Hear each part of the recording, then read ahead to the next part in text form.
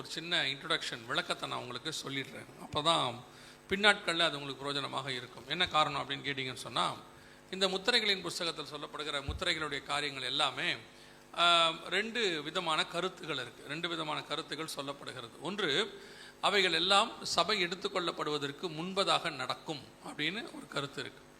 இன்னொரு கருத்து, அது சபை எடுத்துக்கொள்ளப்பட்ட பிறகு உபத்திரவ காலத்தில் நடக்கும் அப்படின்னு சொல்லப்படுகிறது. இதில் ரெண்டு கருத்துக்களையுமே ஏற்றுக்கொள்கிறவர் இருக்கிறார்கள், ரெண்டுத்துக்கும் எதிர்ப்பு தெரிவிக்கிறவர்களும் இருக்கிறார்கள்.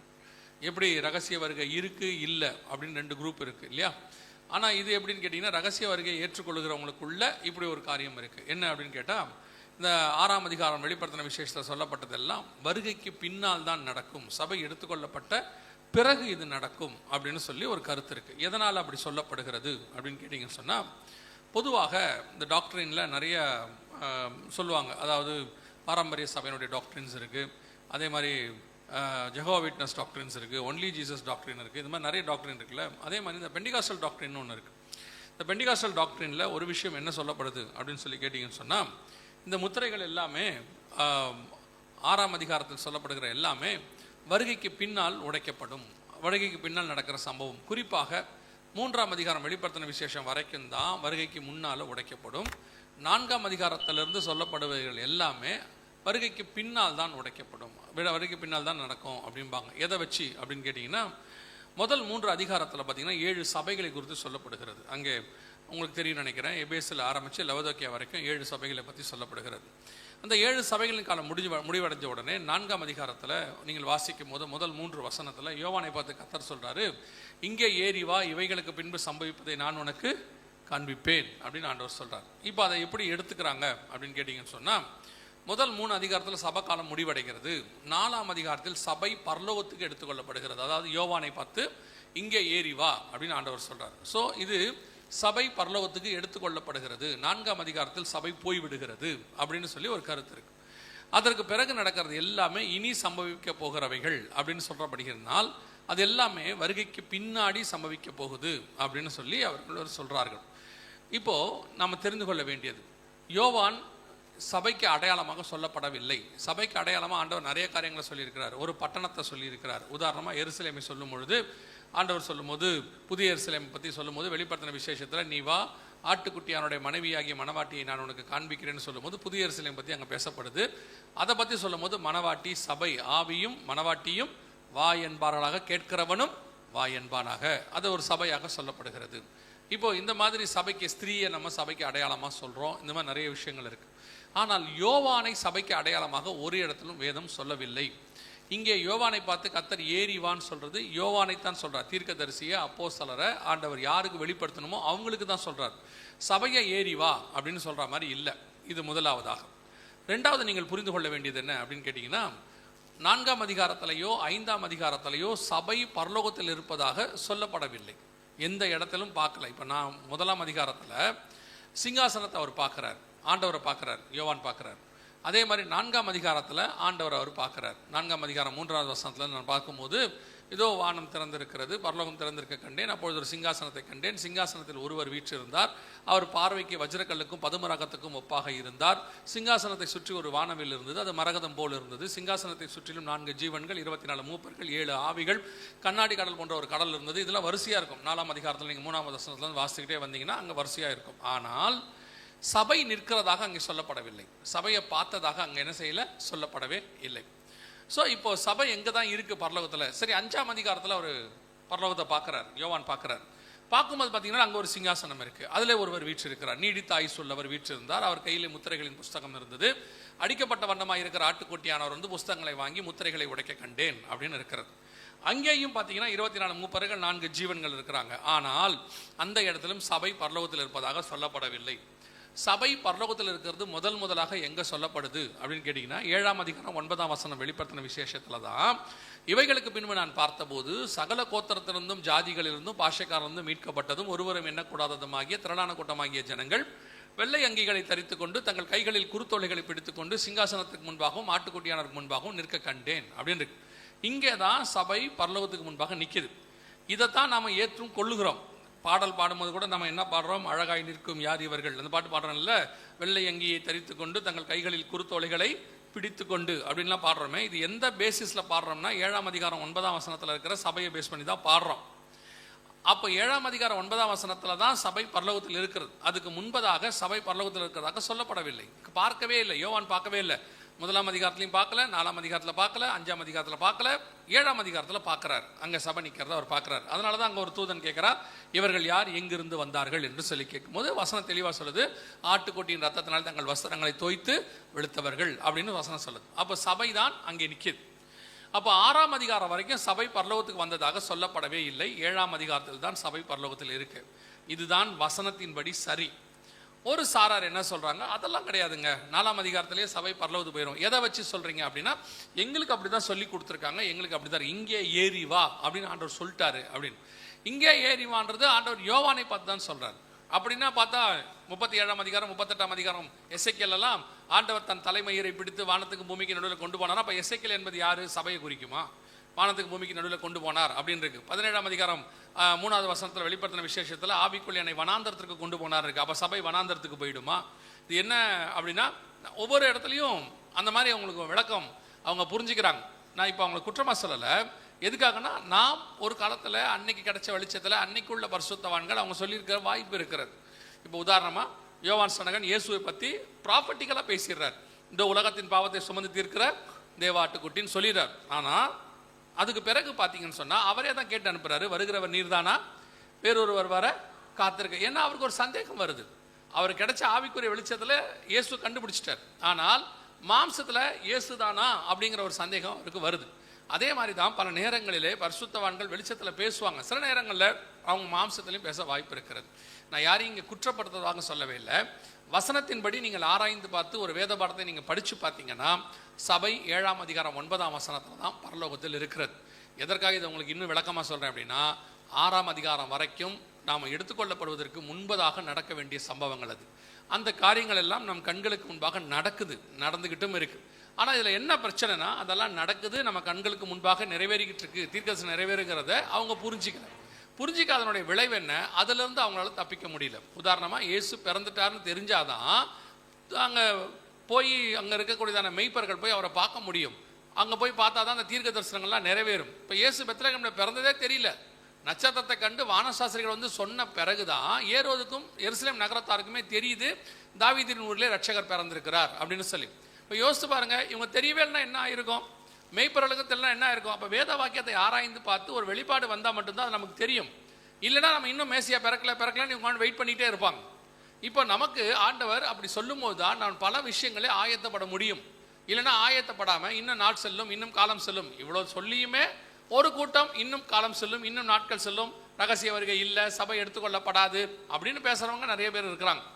ஆனால் தயவு செய்து நீங்கள் புரிந்து கொள்ளுங்கள். இப்போ இது உங்களுக்கு சொல்லப்படுகிறது, நீங்கள் புரிந்து கொள்ளுங்கள். 6ஆம் அதிகாரம் முழுக்க நம் கண்களுக்கு முன்பாக நடைபெற வேண்டியது அதில் பாதிக்கு மேலே நடந்துருச்சு. நாம் அதை கிராஸ் பண்ணி வந்திருக்கிறோம். அதை தான் நம்ம இப்போ இன்றைக்கி பார்க்க போகிறோம். கர்த்தருக்கு சித்தமானால் இன்னைக்கு நாளைக்கும் இந்த 6ஆம் அதிகாரத்தில் உள்ளதான சொல்லப்பட்ட விஷயங்கள் எப்படி நடக்குது, இனி எப்படி நடக்க போகுது அப்படிங்கிறதான் நாம் இன்னைக்கு என்ன செய்ய போகிறோம், பார்க்க போகிறோம். முதலாவதாக வெளிப்படுத்தின விசேஷம் 6ஆம் அதிகாரத்தில் 6 முத்திரைகளை குறித்து சொல்லப்படுகிறது. அதில் முதல் 4 முத்திரைகள் குதிரைகளை குறித்து சொல்லப்படுகிறது. 5வது முத்திரை பலிபீடத்தை குறித்தும் 6வது முத்திரை இயற்கை பேரழிவுகளை குறித்தும் சொல்லப்படுகிறது. இந்த 6 முத்திரைகளும் முடிஞ்ச உடனே இவைகளுக்கு பின்பு நான் பார்த்தபோது 7ஆம் அதிகாரம் 9ஆம் வசனம் சொல்லப்படுது. ஸோ இந்த 6 முத்திரைகளுடைய காலமும் நம் கண்களுக்கு முன்பாக நடக்கும், சபை எடுத்துக்கொள்ளப்படுவதற்கு முன்பாக நடக்கும். அதில் பிரதானமாக இன்னைக்கு நம்ம பார்க்க போகிறதுல 4 குதிரைகளை குறித்து சொல்லப்படுகிறது. எங்கே வெளிப்படுத்தின விசேஷத்தில் 4 குதிரைகளை குறித்து சொல்லப்படுகிறது. வெளிப்படுத்தின விசேஷம் 6ஆம் அதிகாரம் 2வது வசனத்தில் வெள்ளை குதிரையை குறித்தும், 6ஆம் அதிகாரம் 4வது வசனத்தில் சிவப்பு குதிரையை குறித்தும், 6ஆம் அதிகாரம் 5ஆம் 6வது வசனத்தில் கருப்பு குதிரையை குறித்தும், 6ஆம் அதிகாரம் 8ஆம் வசனத்தில் மங்கின நிறமுள்ள குதிரையை குறித்தும் சொல்லப்படுகிறது. இந்த குதிரைகள் என்ன, இதுக்கு பின்னால் நடக்கிற சம்பவங்கள் என்ன ஆண்டவர் தீர்க்க தரிசனமாக சொன்னார், அதில் எதெல்லாம் நடந்திருக்கு, எது நடக்க போகுது, அதைத்தான் நாம் இப்பொழுது பார்க்க போகிறோம். முதலாவதாக இந்த குதிரைகள் என்றால் என்ன, அது எதை பற்றி சொல்லப்படுகிறது, விளக்கம் என்ன. இன்னொன்றும் நான் உங்களுக்கு சொல்லிடுறேன். இந்த பாடத்தை பார்க்கும்போது 2 நாளில் நீங்கள் எதையுமே யூகிக்க வேண்டாம். எதையுமே நம்ம பல நேரத்தில் இதுவாக இருக்குமோ அதுவாக இருக்குமோ அப்படின்னு போட்டு நம்ம மூளையை போட்டு கசக்கி புளிவோம் இல்லை. தயவு செஞ்சு அந்த மாதிரி வேலையை செஞ்சிடாதீங்க. ஏன்னா நீங்கள் கண்டிப்பாக தப்பாக தான் புளிவீங்க உங்கள் மூளையை. சரியா? மூளையை நம்ம எப்பவுமே என்ன செய்வோம், மாம்சத்தில் தான் புளிவோம். ஏற்கனவே நமக்கு நிறைய விஷயங்கள்லாம் கேட்டு வச்சிருப்போம் மைண்டில். அது ஒருத்தர் வந்து என்ன கேட்டார், இப்படி தான் கேட்டார், இந்த அந்தி கிறிஸ்துவை பற்றி சொல்லப்படுது, இந்த அந்தி கிறிஸ்துவெல்லாம் வந்து கன்ஃபார்மாக ஆணாக தான் இருக்கணுமா, பெண்ணாக இருக்க வாய்ப்பா இல்லையா அப்படின்னு கேட்டார். ஏன்னா அவன் வருகிறான் போகிறான் அப்படி தானே இருக்குது அப்படின்னு உடனே நான் கேட்டேன், பைபிளில் வந்து அவன் இவன் தான் இருக்குது, நீங்கள் ஏன் அப்படி கேட்குறீங்க அப்படின்னா, இல்லை நான் தியானிச்சு பார்த்தேன், அந்தி கிறிஸ்துக்கிட்ட இருக்கிற எல்லா சுபாவமும் என் ஒய்ஃபுக்கிட்டையும் இருக்குது, ஒருவேளை அவளாக இருப்பாளோன்னு எனக்கு ஒரு சந்தேகம் வந்துச்சு அப்படின்னு அதனால தான் நான் சொன்னேன், நம்ம மூளையை போட்டு என்ன செய்யக்கூடாது, சில இடத்துல யோசிக்கக்கூடாது, யோசிச்சு பார்த்தா ஒருவேளை அதை தான் இருக்கும்னு நமக்கு தோணும் பல நேரத்தில். அதனால தான் சொல்கிறேன், எல்லாத்துக்கும் நம்ம ஆண்டவர் என்ன பண்ணி வச்சுட்டாருன்னா, எல்லாத்துக்கும் விளக்கத்தை இதே வேதாகமத்தில் கொடுத்து வச்சுட்டார், ஆன்சர்ஸ். நம்முடைய ஒரே ஒரு வேலை என்னன்னா, தேடி கண்டுபிடித்து ஆராய்ந்து படிப்பது. அது எங்கே இருக்குன்னு தேடி கண்டுபிடிக்க வேண்டியது மட்டும்தான் நம்முடைய வேலை. நாம் என்ன செய்யறோம்னா, அந்த தேடி கண்டுபிடிக்கிற வேலைக்கு பதிலாக உட்காந்து யோசிப்போம், யோசிச்சு இதுவாக இருக்குமோ அதுவாக இருக்குமோ அப்படின்லாம் யோசிப்போம். எதையுமே யோசிக்காதீங்க, எல்லாத்துக்கும் பதில் இதில் இருக்குது. நீங்கள் ஒன்றே ஒன்று மட்டும் தெளிவாக செய்யுங்க, தேவ ஆவியானவர் துணையோட வேதாகமத்தை படிங்க, ஆவியானவர் விளக்கங்களை கொடுப்பதற்கு போதுமானவராக இருக்கிறார். அல்லேலூயா. இப்போ குதிரைகள் என்றால் என்ன வாசிங்க, சகரியாவின் புஸ்தகம் 6ஆம் அதிகாரம் 5வது வசனத்தை வாசிங்க. சகரியா 6:5 வாசிங்க.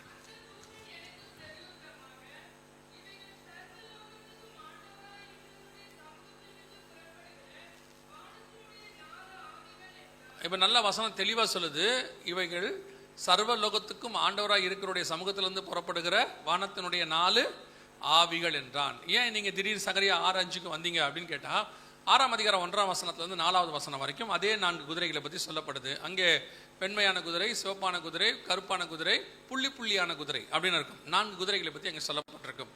இந்த குதிரைகளுக்கு அவர் கொடுக்குற விளக்கம் என்ன அப்படின்னு சொல்லி கேட்டிங்கன்னா, 4 ஆவிகள். ஆவிகள்னா என்னன்னா, தேவனுடைய சித்தத்தை பூமியில செய்வது. நீங்க அடுத்து அப்படியே 6 தொடர்ந்து வாசிச்சு பார்த்தீங்கன்னா, வடதேசத்துக்கு போன கருப்பு குதிரை கர்த்தருடைய சித்தத்தை செய்து சாந்தி பண்ணிற்று அப்படின்னு இருக்கும். அப்படின்னா என்ன அர்த்தம் அப்படின்னா, காட்ஸ் வில்ல பூமியில செய்யறது, காட் யூஸ் பண்றது. பலவிதமான தூதர்களை கர்த்தர் வச்சிருக்கிறார். சங்கார தூதன், மெசேஞ்சர் செய்தி கொடுக்கிற தூதன், அப்புறம் வாரியர் யுத்தம் பண்ணுகிற தூதன், அப்புறம் வர்ஷிப்பர் ஆராதிக்கிற தூதன், இப்படி நிறைய தூதர்களை கர்த்தர் வந்து வச்சிருக்கிறார். இப்படி நீங்க பார்த்துருப்பீங்க, உலகத்தில் நிறைய கவர்மெண்ட்ஸ் ஆஃபீஸர்ஸ்லாம் பார்த்தீங்கன்னா, முதல்ல மந்திரி இருப்பார், மந்திரிக்கு கீழே பார்த்தீங்கன்னு சொன்னால் ஐஏஎஸ் ஆஃபீஸர்ஸ் அதிகாரிகள் இருப்பாங்க, அவங்களுக்கு கீழே பார்த்தீங்கன்னா ஊழியர்கள் இருப்பாங்க, அவங்களுக்கு கீழே பார்த்தீங்கன்னா அதுக்கு நிறைவேற்றக்கூடியதான கடநிலை ஊழியர்கள் இருப்பாங்க. இப்படி ஸ்டேஜஸ் இருக்கும். இந்த மாதிரி இதெல்லாம் எங்கேருந்து வந்தாங்கன்னா, பைபிள் தான் எடுத்தாங்க. ஏன்னா பைபிள் தான் முதல்ல கிங்டம் பற்றி பேசுது, ராஜ்யத்தை பற்றி பேசுது. அப்போ அந்த ராஜ்யத்தை பற்றி பேசும்போது அந்த ராஜ்யம் எப்படி ஒரு அமைப்பாக இருக்குங்கிறத பைபிளில் இருந்தால் கற்றுக்கிட்டாங்க. நான் சொல்லுவேன், வேதத்தை வாசிக்கும் போது ஒரு விஷயம் எனக்கு புரிஞ்சிச்சு. உலகத்தில் உள்ள கிங்டம், ராஜ்யங்கள், அல்லது உலகத்தில் உள்ளதான அரசாங்கங்கள், அப்புறம் உலகத்தில் உள்ளதான லாஸ், சட்டங்கள், உலகத்தில் உள்ளதான அறிவியல் அமைப்புகள், இது அத்தனையுமே பைபிளுடைய பேட்டர்னில் தான் இருக்குது. ஆண்டவர் ஏற்கனவே எல்லாத்தையும் எழுதி வச்சுட்டார். அப்போ தான் எனக்கு ஆண்டவர் சொன்னார், இவங்க எதையுமே கிரியேட் பண்ணலை. உலகத்தில் உள்ளவங்க ஆளால் எதுவுமே என்ன செய்ய முடியாது, கிரியேட் பண்ண முடியாது. வசனம் சொல்லுது, கர்த்தர் ஒருவரே. கிரியேட்டர் யாரு? ஒருத்தர். அவன் ஒருத்தர் தான் கிரியேட்டர். அவர் கிரியேட் பண்ணதை இவங்க என்ன பண்ணுவாங்கன்னா ரீக்ரியேட் பண்ணுவாங்க, அப்படி இல்லைன்னா காப்பி அடிப்பாங்க, ஃபோட்டோ காப்பி நம்ம சொல்லுவோம், காப்பி அடிப்பாங்க, இல்லைன்னா அதை அப்படியே கொஞ்சம் மாடிஃபை பண்ணுவாங்க. இவங்களால நியூவாக ஒன்று என்ன செய்ய முடியாது, கிரியேட் பண்ணவே முடியாது. அப்படி உனக்கு பூமியில் இது வரைக்கும் இல்லாத ஒரு விஷயத்தை, பைபிளில் சொல்லப்படாத பூமியில் இல்லாத ஒரு விஷயத்தை புதுசாக மனுஷனால என்ன செய்ய முடியாது, கண்டுபிடிக்கும். எல்லாத்துக்கும் ஒரு இன்ஸ்பிரேஷன் இருக்கும். ஏதோ ஒன்றை பார்த்து அவன் செஞ்சான் இருக்கும். அவன் எதை பார்த்துருப்பான்னா காட் கிரியேஷனை பார்த்துருப்பான். அதை பார்த்து தான் செய்ய முடியும். அது வந்து எல்லாத்துக்கும் பொருந்தும். அறிவியலுக்கு பொருந்தும், சட்டத்துக்கு பொருந்தும், அப்புறம் வந்து ராஜ்யத்துக்கு பொருந்தும், அல்ல எந்த விஷயத்தை எடுத்தாலும் அது பொருந்தும். ஸோ இப்போ ஆண்டவர் வந்து கிங்டம் பேசிஸ், ஆண்டவர் வந்து என்ன பண்ணிக்கிறார், ராஜ்யபாரம். அவர் ராஜா, தனக்கு கீழே 24 மூப்பர்கள், அதுக்கு கீழே பணிவிடை ஆவிகள், அதுக்கு கீழே வந்து யுத்தம் பண்ணக்கூடியவர்கள், சங்கார தூதன், இப்படி நிறைய வச்சிருக்கிறார். அப்போ கர்த்தர் இந்த 4 ஆவிகளை என்ன சொல்றாருன்னா, 4 தூதர்கள், 4 ஆவிகள் தேவனுடைய திட்டத்தை செய்யக்கூடியவங்க. இந்த 4 விதமான ஆவி 4 காரியங்களை பூமியில செய்யக்கூடியது. அதுதான் அடையாளமாக குதிரை என்று சொல்லப்படுகிறது. இப்போ இந்த 4 ஆவிகளை குறித்து தான் நாம் முதலாவதாக பார்க்க போகிறோம். முதலாவதாக 6ஆம் அதிகாரம் 2வது வசனம் வெளிப்படுத்தின விசேஷத்துல சொல்லப்படுகிறது. இந்த 6ஆம் அதிகாரம் 2வது வசனத்தை வாசிங்க பார்ப்போம். நான் பார்த்தபோது இதோ ஒரு வெள்ளை குதிரையை கண்டேன். அதன் மேல் ஏறி இருந்தவன் வில்லை பிடித்திருந்தான். அவனுக்கு ஒரு கிரீடம் கொடுக்கப்பட்டது. அவன் ஜெயிக்கிறவனாகவும் ஜெயிப்பவனாகவும் புறப்பட்டான். முதலாவதாக இங்கே சொல்லப்படுகிறதான வெள்ளக்குதிரை குறித்த காரியங்களை நாம் படிக்கிறோம். இந்த வெள்ளக்குதிரையுடைய காரியங்களை தான் நாம் இப்பொழுது பார்க்க போகிறோம். வெள்ளக்குதிரை என்றால் அது ஒரு ஸ்பிரிட், ஆவி. அது என்ன ஆவி? பூமியில கிரியை செய்ய போகிறதான ஒரு ஆவி. இதுக்கு நிறைய அடையாளங்களை கொடுத்துருக்காரு. அந்த வசனத்திலேயே தான் வாசிக்க போகிறோம். 6ஆம் அதிகாரம் 2ஆம் வசனத்தை தான் இப்போ முதல்ல தியானிக்க போகிறோம். அதில் நிறைய காரியங்கள் கொடுத்துருக்கிறார். அப்போது இது எதை குறிக்கிறது, என்ன ஆவி, என்ன காரியங்கள் என்று சொல்லி நீங்கள் பார்க்கும் பொழுது, இதோ ஒரு வெள்ளக்குதிரையை கண்டேன். அதன் மேல் ஏறி இருந்தவன் வில்லை பிடித்திருந்தான். அவன் ஜெயிக்கிறவனாகவும் ஜெயிப்பவனாகவும் புறப்பட்டான். அவனுக்கு ஒரு கிரீடம் கொடுக்கப்பட்டது அப்படின்னு.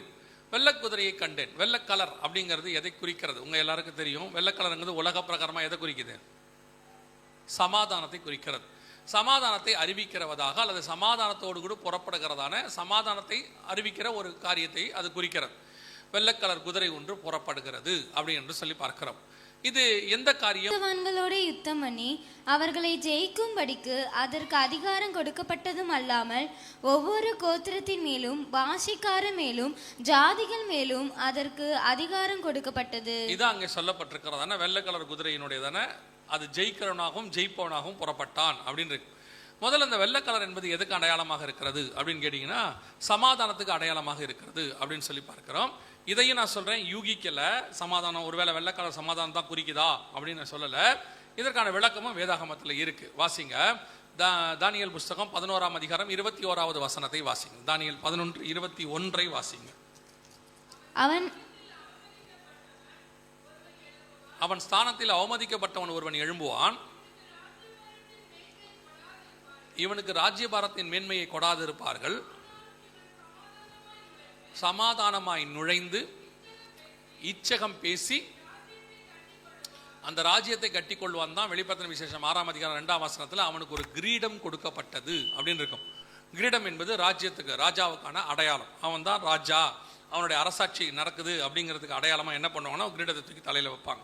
அதான் வசனம் சொல்லுது, அவன் ஸ்தானத்தில் அவமதிக்கப்பட்டவன் எழும்புவான், அவனுக்கு ராஜ்யபாரத்தின் மேன்மையை கொடாதிருப்பார்கள், ஆனாலும் சமாதானமாய் நுழைந்து இச்சகம் பேசி ராஜ்யத்தை கட்டிக்கொள்ளும். இது யாரை பத்தி சொல்லப்பட்டிருக்கு 11ஆம் அதிகாரத்துலனா? ஆண்டவர்கிட்ட வந்து ஒரு பெரிய விஷயம் இருக்கு. ஒரே விஷயத்தை 2 காலகட்டத்துக்கு யூஸ் பண்ணுவார். வேதாகமத்தில் ஆண்டவர் என்ன பண்ணுவார்? ஒரு சம்பவம் இருக்கும், அது 2 காலகட்டத்துக்கு யூஸ் ஆகும்.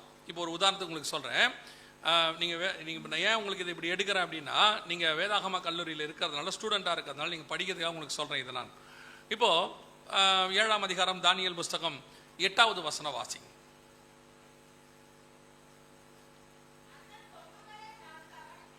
அந்த கொம்புகளை, அதாவது அந்த 7ஆம் அதிகாரம் 7ஆம் வசனம் கடைசி லைன்ல இருந்து வாசிங்க. அதற்கு 10 கொம்புகள் இருந்தன. கடைசி லைனை வாசிக்க சொன்னேன். அதற்கு 10 கொம்புகள் இருந்தது. அந்த கொம்புகளை நான் கவனித்திருக்கையில் அதோ வசனம் தெளிவா இருக்குது. 10 கொம்புக்கு நடுவில் என்ன வந்துச்சு? ஒரு சின்ன கொம்பு வந்துச்சு. 8ஆம் அதிகாரம் தானியேல் புஸ்தகம் 9வது வசனம் வாசிங்க. 8:8 இருந்தே வாசிங்க. ம் ம்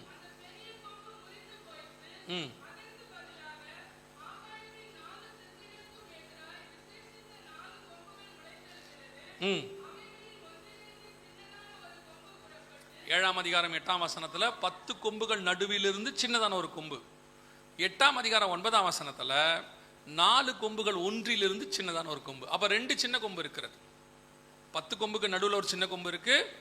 4 கொம்புக்கு நடுவில் 4 கொம்புகள் ஒன்றிலிருந்து சின்ன கொம்பு. அப்போ இந்த சின்ன கொம்பு 2 காலகட்டத்தில் வரும். 4 கொம்புகள் காலத்திலையும் வரும், 10 கொம்புகள் காலத்திலையும் வரும். கொம்புகள்னா ராஜா. வெளிப்படுத்தல் 17:12 நீ கண்ட 10 கொம்புகளும் 10 ராஜாக்கலாம் அப்படின்னு இருக்கு. அப்போ 10 ராஜாக்களுக்கு நடுவில் இருந்து ஒரு சின்ன கொம்பு, 4 ராஜாக்களுக்கு நடுவில் இருந்து ஒரு சின்ன கொம்பு. இந்த 4 ராஜானா யாரு அப்படின்னு கேட்டீங்கன்னா, அங்க நீங்க வாசிங்க இல்லையா 8ஆம் அதிகாரம் 8ஆம் வசனத்துல, அந்த பலம் கொண்டிருக்கையில் அந்த பெரிய கொம்பு, விசேஷித்த கொம்பு முறிந்து விழுந்தது அப்படிதானே இருக்குது. அது யாருன்னு கேட்டீங்கன்னா, அதே 8ஆம் அதிகாரத்துல 20வது வசனம் வாசிங்க.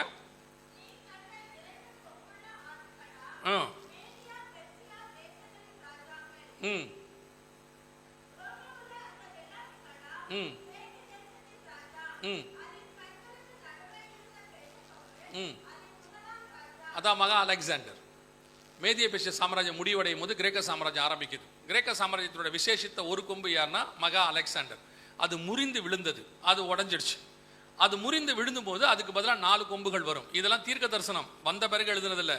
அலெக்சாண்டர் வரத்துக்கு 175 வருஷத்துக்கு முன்னாடி எழுதுனது.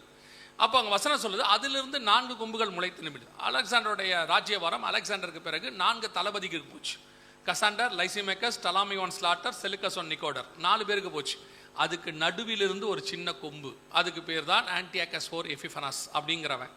அந்த கொம்பை பற்றி தான் 11ஆம் அதிகாரம் வெளிப்படுத்தின விசேஷம் 11ஆம் அதிகாரம் தானியேல் புஸ்தகத்தில் நீங்கள் வாசிச்சிங்க இல்லையா? 21வது வசனத்தில், அவன் ஸ்தானத்தில் அவமதிக்கப்பட்டவன் ஒருவன் எழும்புவான், அவனுக்கு ராஜ்யபாரத்தின் மேன்மையை கொடாதிருப்பார்கள், ஆனாலும் சமாதானமாய் நுழைந்து இச்சகம் பேசி ராஜ்யத்தை கட்டிக்கொள்வான். அதே காரியம் திருப்பி நடக்கும். 10 கொம்புக்கு நடுவில் இருந்து ஒரு சின்ன கொம்பு வரும், அந்த கொம்பும் இதே வேலையை செய்யும். அதைத்தான் வெளிப்படுத்தல 6:2 சொல்லுது, வெள்ளக்கலர் குதிரை புறப்பட்டது சமாதானமாய் நுழைந்து. நான் சொல்றது உங்களுக்கு புரியுதா? அப்போ கிரேக்கமுள்ள அந்த ரோமமுள்ள அந்த வெள்ளாட்டுக்கடா கிரேக்க தேசத்தின் ராஜா, அதன் கண்களுக்கு நடுவில் இருந்த விசேஷித்த கொம்பு அதன் முதலாம் ராஜா. அப்போ இது எதை குறிக்குது? கிரேக்க சாம்ராஜ்யம், அதுல வந்த முதலாவது ராஜா மகா அலெக்சாண்டர். அதே மாதிரி தான் இந்த வெள்ளக்கலர் குதிரை புறப்படுறது எதை குறிக்குது? ஒரு கவர்மெண்ட். அது புறப்படும் போது எப்படி புறப்படும்? சமாதானத்தை அறிவிக்கிறதாக புறப்படும். அதுல 10 கொம்பு வரும், 10 ராஜாக்கள். அதுக்கு நடுவில் இருந்து ஒரு சின்ன கொம்பு வரும், அதாவது ஒரு ஆன்டி கிரைஸ்ட், ஒரு சர்வாதிகாரி வருவான். அப்ப இந்த கவர்மெண்ட் புறப்படும் போது எப்படி புறப்படும்? வெள்ளக்கலர் குதிரையில புறப்படும், அதாவது சமாதானமாக நுழைந்து அப்படின்னு இருக்கிறது. அப்போ இந்த வசனம் சொல்லுது, கடைசி காலத்தில் இந்த சம்பவங்கள் எல்லாம் சம்பவிக்கும் அப்படின்னு வசனம் சொல்லுது. முடிவு காலம் மட்டும் இந்த புஸ்தகத்தில் என்ன செய்ய? முத்திரை போடு அப்படின்னு பார்க்கிறோம். அப்போ முத்திரைகளை உடைக்கும் போது முதலாவது வர்றது வெள்ளக்கலர் குதிரை. இது எப்போ வரணும்? முடிவு காலத்தில் தான் முத்திரை உடைக்கப்படும். முடிவு காலத்துக்கான அடையாளம் என்ன, அது உங்களுக்கு தெரிஞ்சுக்கணும். முடிவு காலம் என்பதற்கு அடையாளம் என்ன அப்படின்னு சொல்லி கேட்டீங்கன்னா 2 வசனத்தை நம்ம வாசிக்க போறோம். முதலாவது ஒரு வசனத்தை வாசிங்க. ஓசியாவின் புஸ்தகம் 3ஆம் அதிகாரம் 4-5 வசனங்களை வாசிங்க. ஓசியா 3ஆம் அதிகாரம் 4-5 வசனம். இஸ்ரவேல் புத்திரர் அநேக நாள் ராஜா இல்லாமலும் அதிபதி இல்லாமலும் பலி இல்லாமலும் சிலை இல்லாமலும் ஏபோத் வஸ்திரம் இல்லாமலும் தேராபீம் இல்லாமலும் இருப்பார்கள். பின்பு இஸ்ரவேல் புத்திரர் திரும்பி தங்கள் தேவனாகிய கர்த்தரையும் தங்கள் ராஜாவாகிய தாவீதையும் தேடி கடைசி நாட்களில் கர்த்தரையும் அவருடைய தயவையும் நாடி அஞ்சிக்கையாய் வருவார்கள். அப்போ இஸ்ரவேல் புத்திரர் கடைசி நாட்களில் திரும்பி வருவார்கள். அதே மாத்தி சொல்றேன், இஸ்ரவேல் புத்திரர் எப்ப திரும்பி வராங்களோ அது என்ன காலம்? என்ன காலம்? கடைசி காலம். கடைசி காலத்தில் இஸ்ரவேல் புத்திரர் வருவார்கள். அப்ப இஸ்ரவேல் புத்திரர் வர்றாங்கன்னா அது என்ன காலம்? கடைசி காலம். நல்லா கவனிச்சு பாருங்க. இப்ப நீங்க பார்க்கக்கூடியது இஸ்ரவேல் புத்திரர் திரும்பி வர்றது. எங்க வருது? இது இருக்கு. இந்த லைட் ஆஃப் பண்ணலாமா? இந்த லைட்டை மட்டும் ஆஃப் பண்ணலாமா?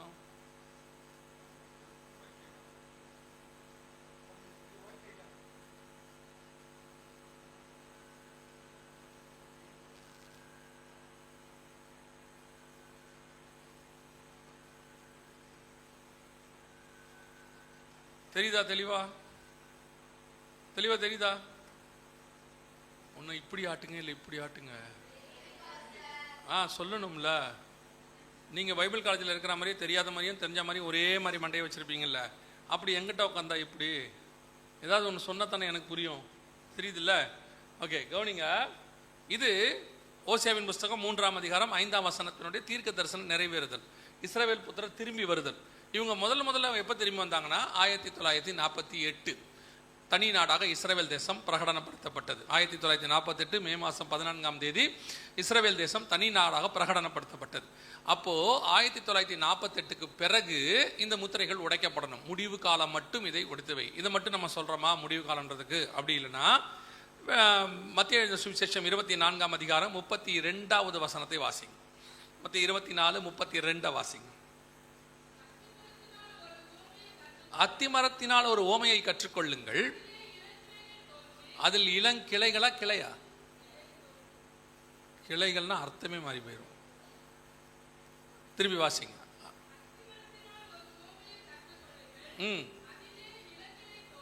இளங்கிளை தோன்றி துளிர் விடும் பொழுது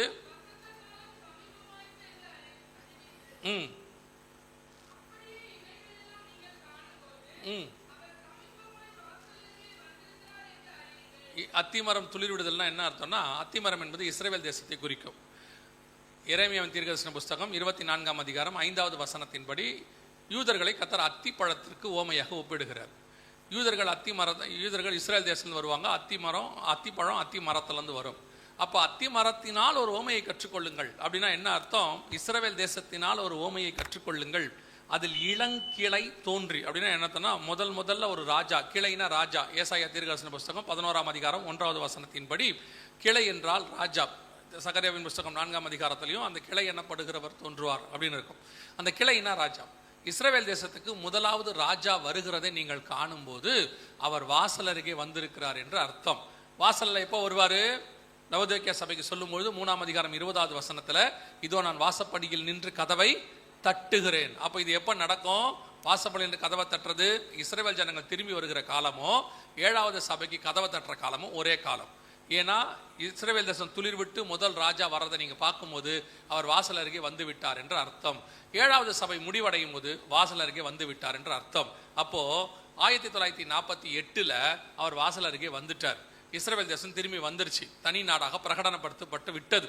நம் கண்களுக்கு முன்பாக கர்த்தர் சொன்னபடி இந்த காரியம் நடந்தது. இதுக்கு பிறகுதான் அது நடக்கணும். எது நடக்கணும்? வெள்ளை குதிரை வரணும்.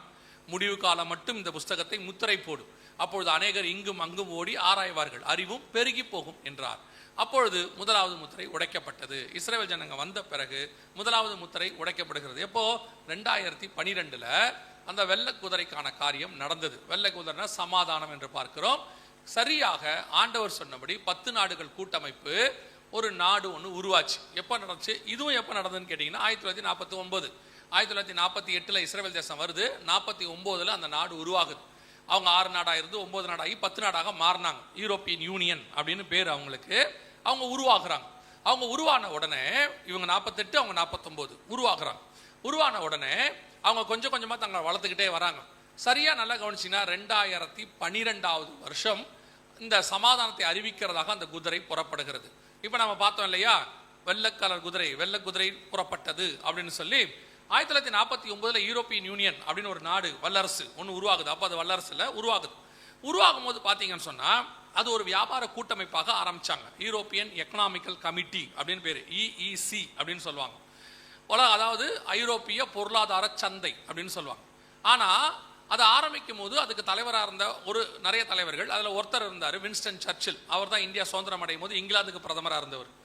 அவர்கிட்ட கேட்டாங்க, இப்போ ஒரு 10 நாடுகள் நீங்கள் உருவாக்கி இருக்கிறீங்களே, இது பைபிளில் கடைசியாக 10 ராஜாக்கள் வருவாங்கன்னு இருக்கு, நீங்க தான் அந்த 10 ராஜாவா அப்படின்னு கேட்டபோது வின்ஸ்டன் சர்ச்சில் சொன்னாரு, நாங்கள் வியாபாரிகள், நாங்கள் அரசர்கள் கிடையாது, ஜஸ்ட் கூட்டமைப்பு. நாங்கள் வியாபாரம் பண்றோம். எதுக்காகனா நாங்கள் நண்பர்களாக இருக்கணும், சண்டை போடக்கூடாது, எங்களுக்குள்ள சண்டை வரக்கூடாதுன்றதுக்காக ஒருத்தருக்காக ஒருத்தர் பண்டமாற்றி நாங்கள் எங்களை நண்பர்களாக வச்சுக்கிறோம். ஸோ நாங்கள் அந்த ஆட்கள் இல்லை அப்படின்னு சொன்னார்.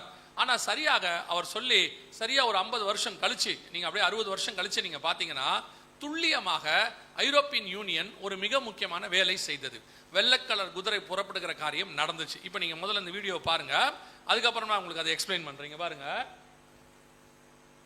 Sound வருமாப்பா?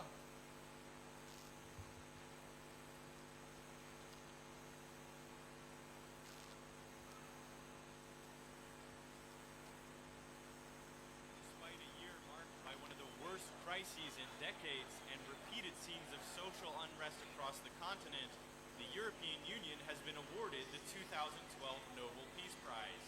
The Norwegian Nobel Committee. Despite a year marked by one of the worst crises in decades and repeated scenes of social unrest across the continent, the European Union has been awarded the 2012 Nobel Peace Prize. The Norwegian Nobel Committee has decided that the Nobel Peace Prize for 2012 is to be awarded to the European Union. அவர் என்ன சொன்னாரு அப்படின்னு கேட்டீங்கன்னா, 2012க்கான சமாதானத்துக்கான Nobel பரிசு European union என்கிறதான நாட்டுக்கு வழங்கப்படுகிறது அப்படின்னு சொன்னார். இதில் ஒரு ஆச்சரியம் என்னன்னு கேட்டீங்கன்னா, சமாதானத்துக்கான நோபல் பரிசு இதுவரைக்கும் ஒரு நாட்டுக்கு கொடுக்கப்பட்டதே கிடையாது. யாருக்கு கொடுக்க மாட்டாங்க? ஒரு நாட்டுக்கு கொடுக்க பண்ண மாட்டாங்க இல்லையா? காலையில் கூட நீங்கள் செய்தி கேட்டீங்கல்ல, சகோதரருடைய செய்தி கேட்டீங்களே, சமாதானம் பண்ணுகிறவர்கள் பாக்கியவான்கள். சமாதானம் பண்ணுறது மனுஷனுடைய வேலை. சமாதானங்கிறது மனுஷன், தேவன் மனுஷன் கொடுத்தது. ஆனால் இதுவரைக்கும் சமாதானத்துக்கான நோபல் பரிசு பார்த்தீங்கன்னு சொன்னால் மனுஷனுக்கு தான் கொடுக்கப்பட்டிருக்கு. இது வரைக்கும் எத்தனையோ பேர் 2 நாடுகளுக்கு நடுவில் போய் சமாதானம் பேசுவாங்க. அவங்களுக்கு அந்த சண்டையை நிறுத்தக்கூடியவங்களாக இருப்பாங்க. இந்த மாதிரி ஏற்கனவே யாசர் அராஃபாத்துக்கு கொடுத்துருக்குறாங்க, பில் கிளின்டனுக்கு, ஒபாமாவுக்கு கொடுத்துருக்குறாங்க. இப்படி கொடுப்பாங்க. இது மனுஷனுக்கு தான் தருவாங்களே ஒழிய ஒரு நாட்டுக்கு தரமாட்டாங்க. சமாதானத்துக்கான நோபல் பரிசு ஒரு மனுஷனை அல்லாமல் இன்னொருத்தருக்கு கொடுக்கப்பட்டதுன்னா யூனிசெஃப் அப்படின்னு சொல்லக்கூடியதான ஐநா சபையினுடைய நிறுவனம், அந்த நிறுவனத்துக்கு கொடுத்தாங்க. அது சமாதானத்தை சில காரியங்கள் செஞ்சிச்சுன்னு சொல்லி. ஆனால் இதான் ஃபர்ஸ்ட் டைம் ஒரு நாட்டுக்கு கொடுக்கப்படுகிறது. இது நடந்தது 2012 இந்த காரியம் நடைபெற்றது. அதாவது 6ஆம் அதிகாரம் 2ஆம் வசனம் வெளிப்படுத்தின விசேஷம், வெள்ள குதிரை புறப்பட்டது, சமாதானத்தை அறிவிக்கிறதாக இந்த அரசாங்கம். இது நமக்கு அடையாளம். நல்லா கவனிங்க, இது என்ன சமாதானம் பண்ணுச்சுன்னு அவங்களுக்கு ஒரு காரணம் இருக்கு. அவங்க என்ன சொல்றாங்க அப்படின்னு கேட்டீங்கன்னா, முதலாம் உலக யுத்தம் ஐரோப்பா நாட்டுக்குள்ள தான் ஆரம்பிச்சிச்சு. ஆஸ்திரியாவுக்கும் ஜெர்மனிக்குமான சண்டை 2 பேருக்கு தனியாக ஆரம்பிச்சிச்சு. ஒரு ராஜாக்கும் ஒரு சாதாரண மனுஷனுக்கும் சண்டை ஆரம்பிச்சிச்சு. அது உலக யுத்தமா மாறிடுச்சு. 2ஆம் உலக யுத்தமும் ஐரோப்பாக்குள்ள தான் ஆரம்பிச்சிச்சு. ஜெர்மனி ஹிட்லர் அவருக்கும் பக்கத்தில் உள்ள ருமேனியா, இந்த நாடுகளுக்கு நடுவில் சண்டைகள் ஆரம்பிச்சு. அது பெரிய சண்டையாக மாறிடுச்சு. ஸோ உலக யுத்தம் ஆயிடுச்சு. அப்போ என்ன பண்ணாங்கன்னா, இந்த 2 முதல் உலக யுத்தம் 1920 14 முதல் 18, 2ஆம் உலக யுத்தம் 1936 43. ஸோ இந்த 2 உலக யுத்தத்துக்கும் ஐரோப்பா தான் காரணம். இவங்க என்ன பண்றாங்க, 49 ஐரோப்பியன் யூனியன் உருவாக்குறாங்க. அதுக்கப்புறம் ஐரோப்பாக்குள்ள சண்டையே வரல. கிட்டத்தட்ட 50-60 வருஷமா சண்டை வரல. இப்போ வரைக்கும் ஆரம்பிக்கல, இப்பதான் ஆரம்பிக்குது. ஸோ அப்போ அவங்க என்ன பண்ணாங்கன்னு கேட்டீங்கன்னா, ஐரோப்பாக்குள்ள சண்டை வராமல் இருக்கிறதுக்கு இந்த கூட்டமைப்பு தான் காரணம் அப்படின்னு சொல்லி, இந்த கூட்டமைப்புக்கு நாங்கள் என்ன கொடுக்குறோம், சமாதானத்துக்கான நோபல் பரிசு கொடுக்குறோம் அப்படின்னு சொன்னாங்க. இது அவர்கள் சொல்லக்கூடிய காரணம். ஆனால் உங்களுக்கு எனக்கு என்னன்னா, கர்த்தர் ஒவ்வொன்றுத்துக்கும் அடையாளம் வச்சிருக்காரு. இயேசு பிறக்கிறாருன்னா நட்சத்திரம் வரும். நட்சத்திரத்தை பார்த்தா பெத்லகேம்ல யூதருக்கு ராஜா என்ன பண்ணியிருக்கிறாரு, பிறந்திருக்கிறாருன்னு அர்த்தம். அந்த மாதிரி ஒரு வெள்ளை கலர் குதிரை, ஒரு சமாதானத்தை அறிவிக்கிற நாடு புறப்படுகிறது அப்படின்னா உங்களுக்கு எனக்கு அடையாளம், கடைசி சாம்ராஜ்யம் கிளம்புதுன்னு அர்த்தம். உலகத்தை அழிக்க போற சாம்ராஜ்யம் கிளம்புது. ஏங்க இந்த சாம்ராஜ்யம் உலகத்தை அழிக்கிற சாம்ராஜ்யம் தானா அப்படின்னு சொல்லி கேட்டீங்கன்னு சொன்னா, இப்ப நம்ம அதுக்கான வசனத்தை வாசிக்க போகிறோம். முதலாவதாக அந்த 7ஆம் அதிகாரம் தானியேல் புஸ்தகம், நீங்க 7-8 வசனங்கள் வாசிங்க இல்லையா, 4ஆம் மிருகம் அது மட்டும் வாசிங்க. 7ஆம் அதிகாரம் 7ஆம் வசனம்.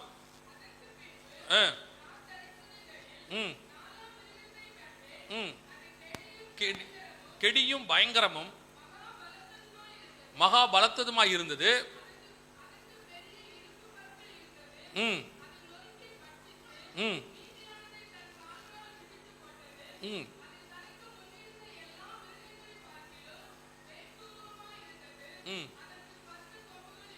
இதுதான் 4வது மிருகம்.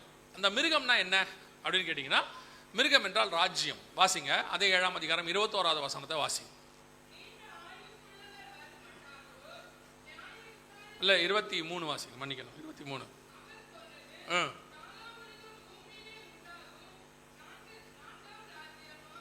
அப்ப மிருகம்னா எதை குறிக்குது, ராஜ்யத்தை குறிக்குது. 4ஆம் ராஜ்யமாம்.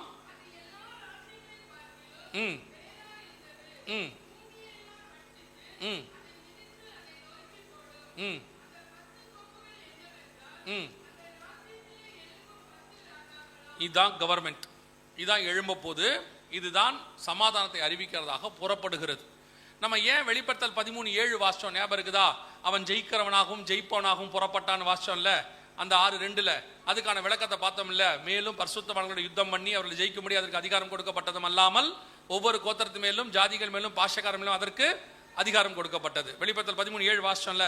நம்ம ஏன் 13ஆம் அதிகாரம் மிருகத்தை பார்த்தோம் அப்படின்னா, இந்த 7ஆம் அதிகாரம் தானியேல்ல நீங்க வாசிச்ச மிருகமோ 13ஆம் அதிகாரம் 1ஆம் வசனத்துல வாசிச்ச மிருகம் ஒரே மிருகம். வாசிங்க 13:1 வாசிங்க.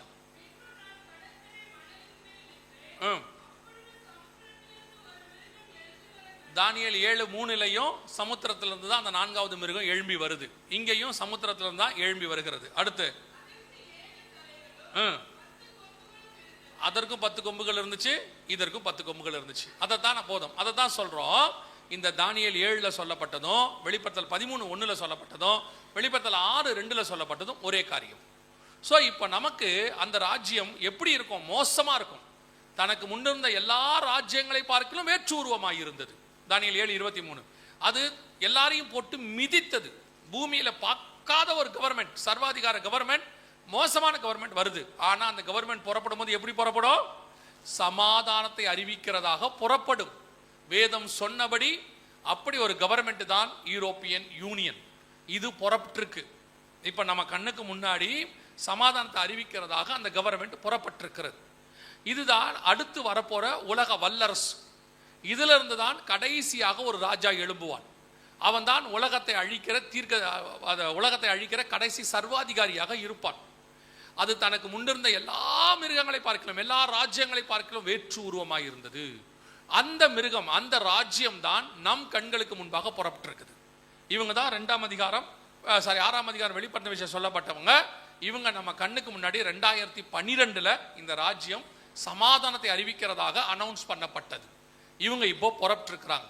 இதை தான் நாம் முதலாவது பார்க்கிறோம். இதோ ஒரு வெள்ளக்குதிரையை கண்டேன், அதன் மேல் ஏறி இருந்தவன் ஓர் வில்லை பிடித்திருந்தான். வில் என்பது எதற்கான அடையாளமாக இருக்கிறது? வாசிங்க ஆதியாகமத்தின் புஸ்தகம் 9ஆம் அதிகாரம் 13வது வசனத்தை வாசிங்க. ஆதியாகமம் 9:13 வாசிங்க. நான் என் வில்லை மேகத்தில் வைத்தேன், நான் என் வில்லை மேகத்தில் வைத்தேன், அது எனக்கும் பூமிக்கும் உண்டான உடன்படிக்கைக்கு அடையாளமாய் இருக்கும். உண்டான உடன்படிக்கைக்கு அடையாளமாக இருக்கும். அப்போ உடன்படிக்கைக்கு அடையாளத்துக்கு தான் என்ன? எது உடன்படிக்கையின் அடையாளம்? எது? வில்லு. வில்லு தான் உடன்படிக்கைக்கான அடையாளம். அவன் வில்லை பிடித்திருந்தான் அப்படின்னா என்ன அர்த்தம்? உடன்படிக்கை ஒன்றை பிடித்திருந்தான் அப்படின்னு இருக்கு. ஏங்க இது உடன்படிக்கையை தான் பிடிக்கிறாங்கிறத நீங்க எப்படி சொல்றீங்க? வில்லு உடன்படிக்கை வசனத்தின்படி பொருந்தி போது, ஆனா இது உடன்படிக்கை தான் அப்படின்னு நீங்க எப்படி சொல்றீங்க அப்படின்னு கேட்டா வாசிங்க தானியேல் புஸ்தகம் 9ஆம் அதிகாரம் 27வது வசனத்தை வாசிங்க. அவன் எனக்கு தெளிவு உண்டாக்கி, தப்பு 9:27 அவர் ஒரு வாரம் அளவும் உடன்படிக்கையை உறுதிப்படுத்தி அந்த வாரம் பாதி சென்ற போது பலியையும் காணிக்கையும் ஒழிய போனோம். அதோட அர்த்தம் என்னன்னா 7 நாள்னா ஒரு வாரம்னா 7 நாள், 7 நாள்னா 7 வருஷம் அப்படின்னு அர்த்தம்.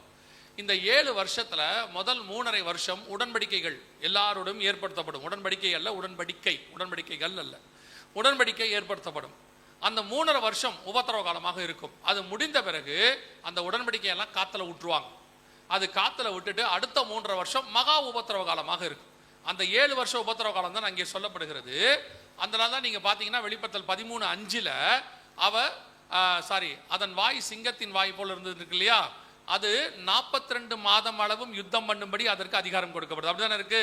வெளிப்படுத்தல் 13:5 வாசிங்க. பெருமையானவைகளையும் அல்லாமலும் 42 மாதம் யுத்தம் பண்ணும்படி, 42 மாதம்னா 3.5 வருஷம், 7ல் பாதி 3.5, அதான் அநேகருக்கு உடன்படிக்கை உறுதிப்படுத்தி அப்படின்னு இருக்கு. ஸோ இப்போ ஒரு உடன்படிக்கை ஏற்படுத்தப்படும். அந்த அரசாங்கத்துடைய 2வது அடையாளம் என்ன அப்படின்னு கேட்டீங்கன்னு சொன்னா, முதலாவது அது சமாதானத்தை வெள்ளை கலர் குதிரையில் புறப்படும். 2வது அது வில்லை பிடித்திருக்கும். அதோட அர்த்தம் என்ன? உடன்படிக்கையை பிடித்திருக்கும். இப்போ யூரோப்பியன் யூனியன் பார்த்தீங்கன்னா உலகம் முழுக்க எல்லாரோடையும் உடன்படிக்கை போட்டுக்கிட்டே வராங்க. எல்லா நாடோடையும் ஒரு உடன்படிக்கை போறாங்க. அந்த உடன்படிக்கைக்கு பேரு தடையற்ற வர்த்தகம் அப்படின்னு சொல்லி அவங்க என்ன பண்றாங்க? எல்லாரோடையும் உடன்படிக்கை போடுறாங்க. இங்க பாருங்க, இதுவாப்பா, இது இல்லப்பா, இது இல்லப்பா,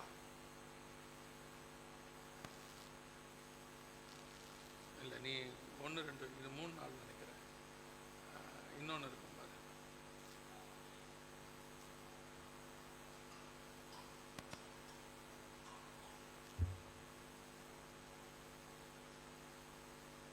இது 10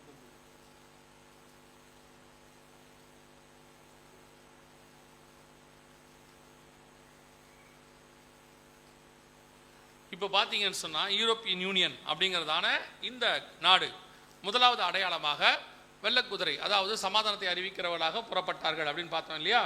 2வது பார்த்தீங்கன்னு சொன்னால் இப்போ இதான் அந்த யூரோப்பியன் யூனியன், நீங்கள் பார்க்கக்கூடியதான யூரோப்பியன் யூனியன், இதான் வெள்ளை கலர் குதிரை புறப்பட்டது அப்படின்னு சொல்லி பார்க்கிறோம். இது சமாதானத்தை அறிவிக்கிறதாக இது நம்ம இது பார்த்துட்டோம். நம்ம இப்போ இங்கே என்ன பண்ணியிருக்கிறாங்கன்னு கேட்டிங்கன்னா, அநேகரோடு கூட உடன்படிக்கையை ஏற்படுத்தி இருக்கிறாங்க.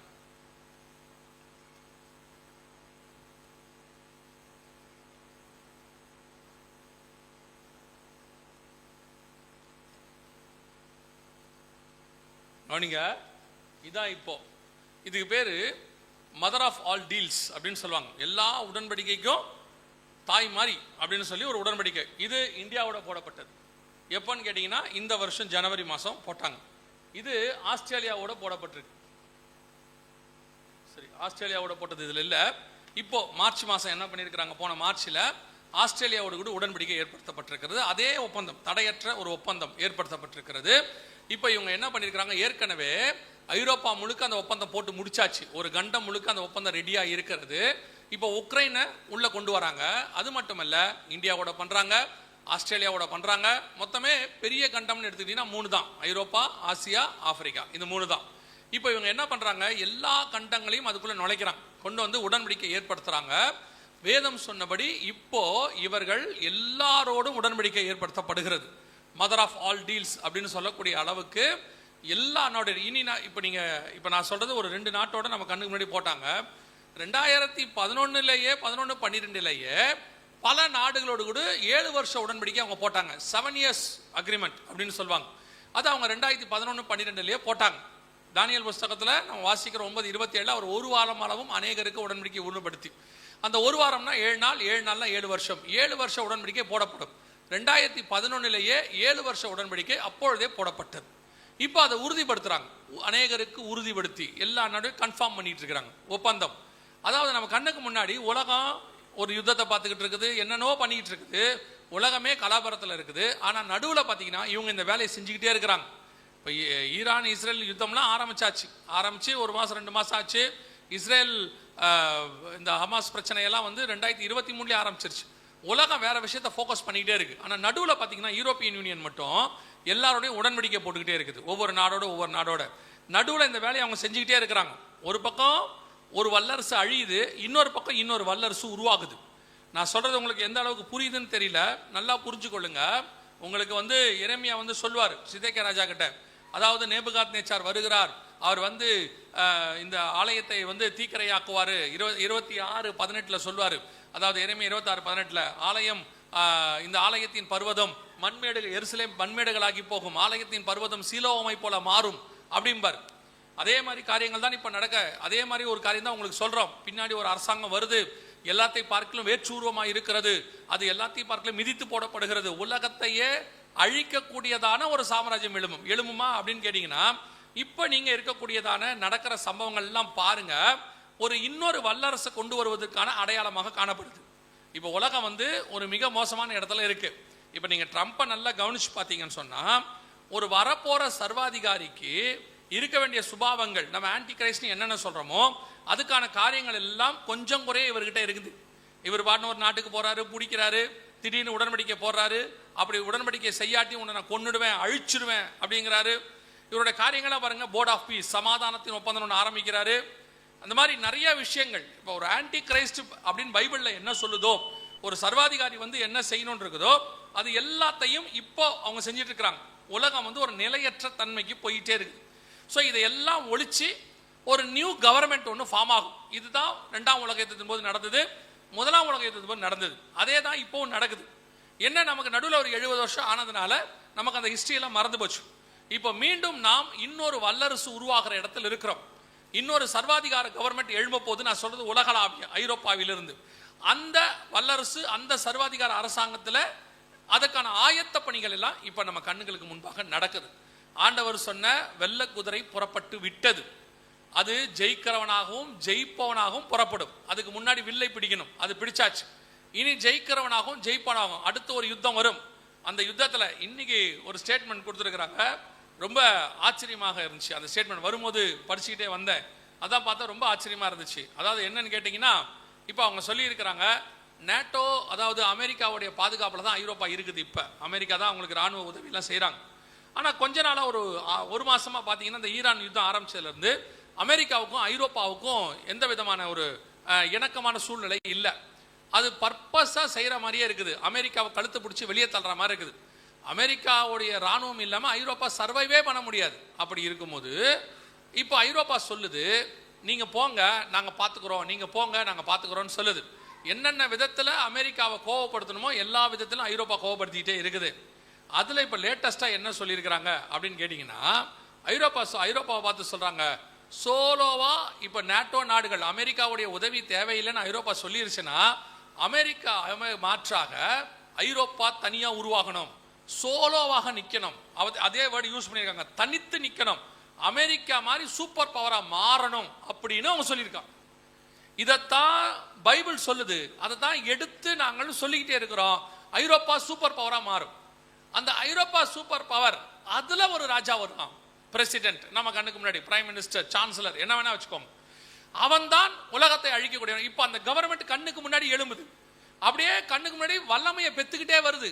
மிருகம் சமுத்திரத்திலிருந்து எழும்பி வந்தது, ஒரு ராஜ்யம் எழும்புதுங்கிறத நம்ம பார்க்கிறோம். இதைத்தான் சபைகளுக்கு ஆண்டவர் சொல்றாரு, உங்கள் கண்களுக்கு முன்பாக உங்களுக்கு விரோதமாக ஒரு மிகப்பெரிய அரசாங்கம் எழும்புது. அதாவது சபை இவைகளுக்கு நடுவில் எடுத்துக்கொள்ளப்படும். எடுத்துக்கொள்ளப்பட்ட பின்பு இந்த சபை கைவிடப்பட்ட சபையோ அல்லது கிறிஸ்தவர்களோ அல்லது யூதர்களோ ஏன் முழு உலகத்தையுமே தான் ஒரு கொள்கை, தான் ஒரு உடன்படிக்கை, தான் ஒரு கவர்மெண்ட் கொண்டு வருவான், தான் ஒரு கடவுளை கொண்டு வருவான், புது கடவுள். நீங்க தானியேல் புத்தகத்துல வாசிச்சு பாருங்க, பிதாக்கள் அறியாத ஒரு தேவனை கொண்டு வருவான் இருக்கு. தானியேல் புத்தகம் 11:31 வாசிங்க பார்ப்போம். தானியேல் 11:31. ஆனாலும் அவனிடத்திலிருந்து புறப்பட சேனைகள் எழும்பி அரணான பரிசுத்த ஸ்தலத்தை பரிசுத்த குலைச்சலாக்கி அன்றாட பலியை நீக்கி பாழாக்கும் அருவருப்பை அங்கே வைப்பார்கள். 37. அவன் தன் பிதாக்களின் தேவனை மதியாமலும் ஸ்ரீகளின் ஸ்நேகத்தையும், இதான் பர்டிகுலர் வேர்ட், இதான் பர்டிகுலர் வேர்ட், எந்த தேவனையும் மதியாமல். அதாவது இப்ப இருக்கிற எந்த மதத்திலிருந்தும் வரமாட்டான். இப்ப இருக்கக்கூடியதான எந்த மதத்திலிருந்தும் வரப்போறது கிடையாது. அவன் புது ரிலிஜியன் உருவாக்க போறான். பிதாக்கள் அறியாத ஒரு தேவனை வாசிங்க.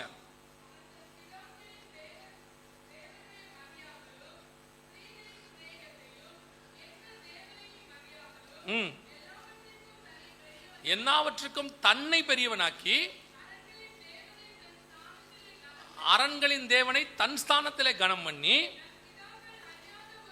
தன் பிதாக்கள் அறியாத ஒரு தேவனை பொன்னினாலும் வெள்ளியினாலும் ரத்தினங்களினாலும்,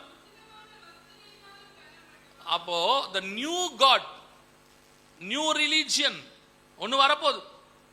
நல்லா கவனிச்சிங்கன்னு சொன்னா, இப்போ அதற்கான எல்லா காரியங்களும் நடக்குது, அதற்கான எல்லா காரியங்களும் நடக்குது. இப்போ நம்ம நினைச்சுக்கிட்டு இருக்கிறோம், அந்த மதத்திலிருந்து ஒருத்தன் வருவான், இந்த மதத்திலிருந்து ஒருத்தன் வருவான், அல்லது நமக்கு எதிராக இந்த கவர்மெண்ட் நிற்கும். எதுவுமே கிடையாது, இந்த நியூ காட். ஆனா என்னன்னா, அவன் கொண்டு வரக்கூடியதான ரிலிஜியன் மதத்தையும் அவன் கொண்டு வரக்கூடியதான கடவுள்களையும் உலகத்தில் இருக்கிற பெரும்பான்மையானவர்கள் ஏற்றுக்கொள்வார்கள். யார் ஏற்றுக்கொள்ள மாட்டா? உண்மையாய் தேவனை சேவிக்கிறவர்கள் ஏற்றுக்கொள்ள மாட்டார்கள். அவர்களுக்கு தான் அது உபத்திரவ காலம், அவர்களுக்கு தான் அது மகா உபத்திரவ காலம்.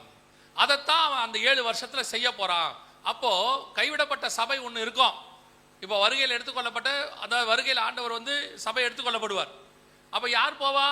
எனக்கு தெரிஞ்சு, இது என்னுடையதான ஒரு சிற்றறிவு, அதில் நான் சொல்றேன், சபையில் பெரும்பான்மையானவங்க போவாங்களான்னு தெரியாது, ஆனால் பெரும்பான்மையானவங்க இருப்பாங்க இல்லையா? நான் சொல்றது புரியுதா? எப்படிங்க நீங்க சொல்றீங்க அப்படின்னா, ஒரு உதாரணத்துக்கு தான் சொல்றேன். இப்போ நான் பாடம் எடுத்துக்கிட்டு இருக்கிறேன்ல, இவ்வளோ எடுத்துக்கிட்டு இருக்கேன்ல, இங்கே 4 பேர் உட்காந்து சிரிச்சு பேசிக்கிட்டு தானே இருந்தாங்க. அதுங்க என்ன செய்யல, அவங்க பாடத்தையே கவனிக்கல, அவங்க உட்காந்து 2 பேரும் ஜாலியாக பேசிக்கிட்டு இருந்தாங்க. இது எப்படி வருகையில் வரும்னு நினைக்கிறீங்க? வரமாட்டாங்க தானே. ஏன்னா இவங்க என்ன நினைச்சிட்டு இருக்கிறாங்க, இவங்க எவனோ மொத்தம் என்னமோ கத்திக்கிட்டு தெரியறான், நமக்கு என்ன அதை பத்தி, நம்ம பாட்டு உட்காந்து ஜாலியாக பேசிட்டு இருக்கிறாங்க. அப்போ இந்த சத்தியம் இவங்களுக்கு கன்ஃபார்மா மண்டையில ஏறி இருக்காது. நாளைக்கு இதை பத்தின காரியங்கள் வரும்போது இவங்க கைவிடப்பட்டிருப்பாங்க. அப்படி கைவிடப்பட்டிருக்கும் பொழுது ஒரு உணர்த்துதல் இருக்கும். ஒருத்தன் கத்தனா, அன்னைக்கு நம்மளை கூப்பிட்டு வந்தாங்க, ஒருத்தன் வனாந்தரத்தில் ஒருத்தன் கத்தனா மாதிரி ஒருத்தன் கத்தி தெரிஞ்சா கேட்காம போயிட்டோம், ஒரு குரூப் போயிடுச்சு, நம்ம தான் இங்க இருக்கிறோம்னு, அப்ப இவங்களுக்கு ஒரு உணர்வோ ஒரு அறிவோ ஏதோ ஒன்று வரும். அவர்களுக்கு தான் அந்த உபத்திரவ காலம் ஆரம்பிக்கும். ஏன்னா அவங்களுக்கு நல்லா தெரியும், இந்த இவன் சொல்ற கடவுளையும் இவன் சொல்றக்கூடியதான அந்த முத்திரைகளையும் நம்ம ஏற்றுக்கொண்டோம்னா நரகத்துக்கு போயிடுவோம். ஏன்னா வேதம் சொல்லுது, அந்த மிருகத்தின் முத்திரையாவது நரகத்தை அந்த நாமத்தையாவது ஏற்றுக்கொண்டவர்கள் எங்க, வெளிப்படுத்தல் 14 சொல்லுது, அவர்கள் எங்க இருப்பாங்க? நரகத்துக்கு போவாங்க அப்படின்னு இருக்கு 10-11 வசனத்துல. அப்போ அவங்களுக்கு அது உபத்திரவ காலமாக இருக்கும். அவன் சொல்லுவான், இதான் கடவுள், இதான் மதம், இதுதான் வேதம், நான் சொல்றதான் செய்யணும், பிதாக்கள் அறியாத ஒரு தேவனை அப்படின்னு இருக்கு. இப்போ பாத்தீங்கன்னா இவங்க ஒரு நியூ ரிலிஜியன் ஃபார்ம் பண்றாங்க, நியூ ரிலிஜியன். இப்போ எல்லாமே துல்லியமாக நடக்குது. அதுதான் ஆண்டவர் உங்களுக்கு சொல்லிட்டு இருக்கிறார், இப்படி ஒரு காரியம் சம்பவிக்க போது ஆயத்தமாயிருங்க அப்படின்னு சொல்லி. நம்ம கண்ணுக்கு முன்னாடி ஜெயிக்கிறவனாகவும் ஜெயிப்பவனாகவும் புறப்படுகிற ஒரு கவர்மெண்ட், அது உலக பிரகாரமா கவர்மெண்டாக இருக்கும், ரிலீஜியஸ்லயும் இருக்கும், பொருளாதாரத்திலையும் இருக்கும். ஏன்னா வெளிப்படுத்தல் 13 நீங்க வாசிச்சு பாத்தீங்கன்னா 15வது வசனத்துல எல்லோரும் தன்னை வணங்க வேண்டும் என்று அது செய்யும். வெளிப்படுத்தல் 13, 16, 17 வாசிச்சீங்கன்னா வாங்கவும் விற்கவும் கூடாதபடிக்கு செய்யும் பொருளாதாரம். வெளிப்படுத்தல் 5ஆம் வசனத்தை 7ஆம் வாசிச்சீங்கன்னா யுத்தம் பண்ணி எல்லோரையும் பிடித்தது. அது கவர்மெண்ட், அரசாங்கம். ஒரு அரசாங்கம், ஒரு ரிலிஜியன், ஒரு எக்கானமி எல்லாத்தையும் ஒன்றாக இணைக்கக்கூடியதான ஒரு கவர்மெண்ட் இப்போ ரெடியா இருக்குது. அட் பிரசன்ட் நம்ம கண்ணுக்கு முன்னாடி அந்த கவர்மெண்ட் தான் எழும்பி வருது. அதைத்தான் உங்களுக்கு சொல்லிக்கிட்டு இருக்கிறோம். இந்த அரசாங்கம் அடுத்து உலகத்தை தன் கையில் எடுக்கும். அதை எடுத்து அந்த சர்வாதிகாரி வருவதற்கு முன்பதாக, ஒரு நிமிஷத்துக்கு முன்பதாக உங்களையும் என்னையும் மீட்க வருவேன் என்று இயேசு வாக்கு பண்ணி இருக்கிறார். அல்லேலூயா.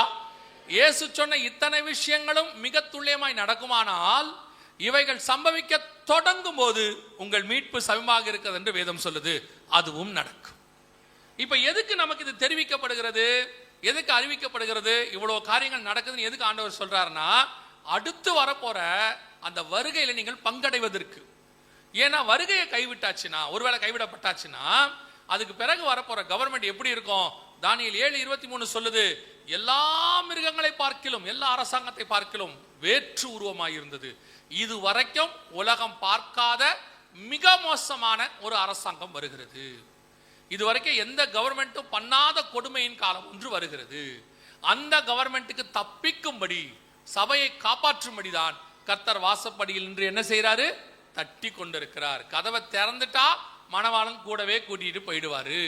கதவை திறக்காட்டி, வசனம் சொல்லுதானே 5ஆம் அதிகாரம் உன்னத பாட்டில் நீங்க வாசிச்சு பாத்தீங்கன்னா, மணவாளன் வாசல்ல வந்து கதவை தட்டுவார். தட்டும் போது மணவாட்டி திறக்க மாட்டாங்க, பேசிக்கிட்டே இருப்பாங்க.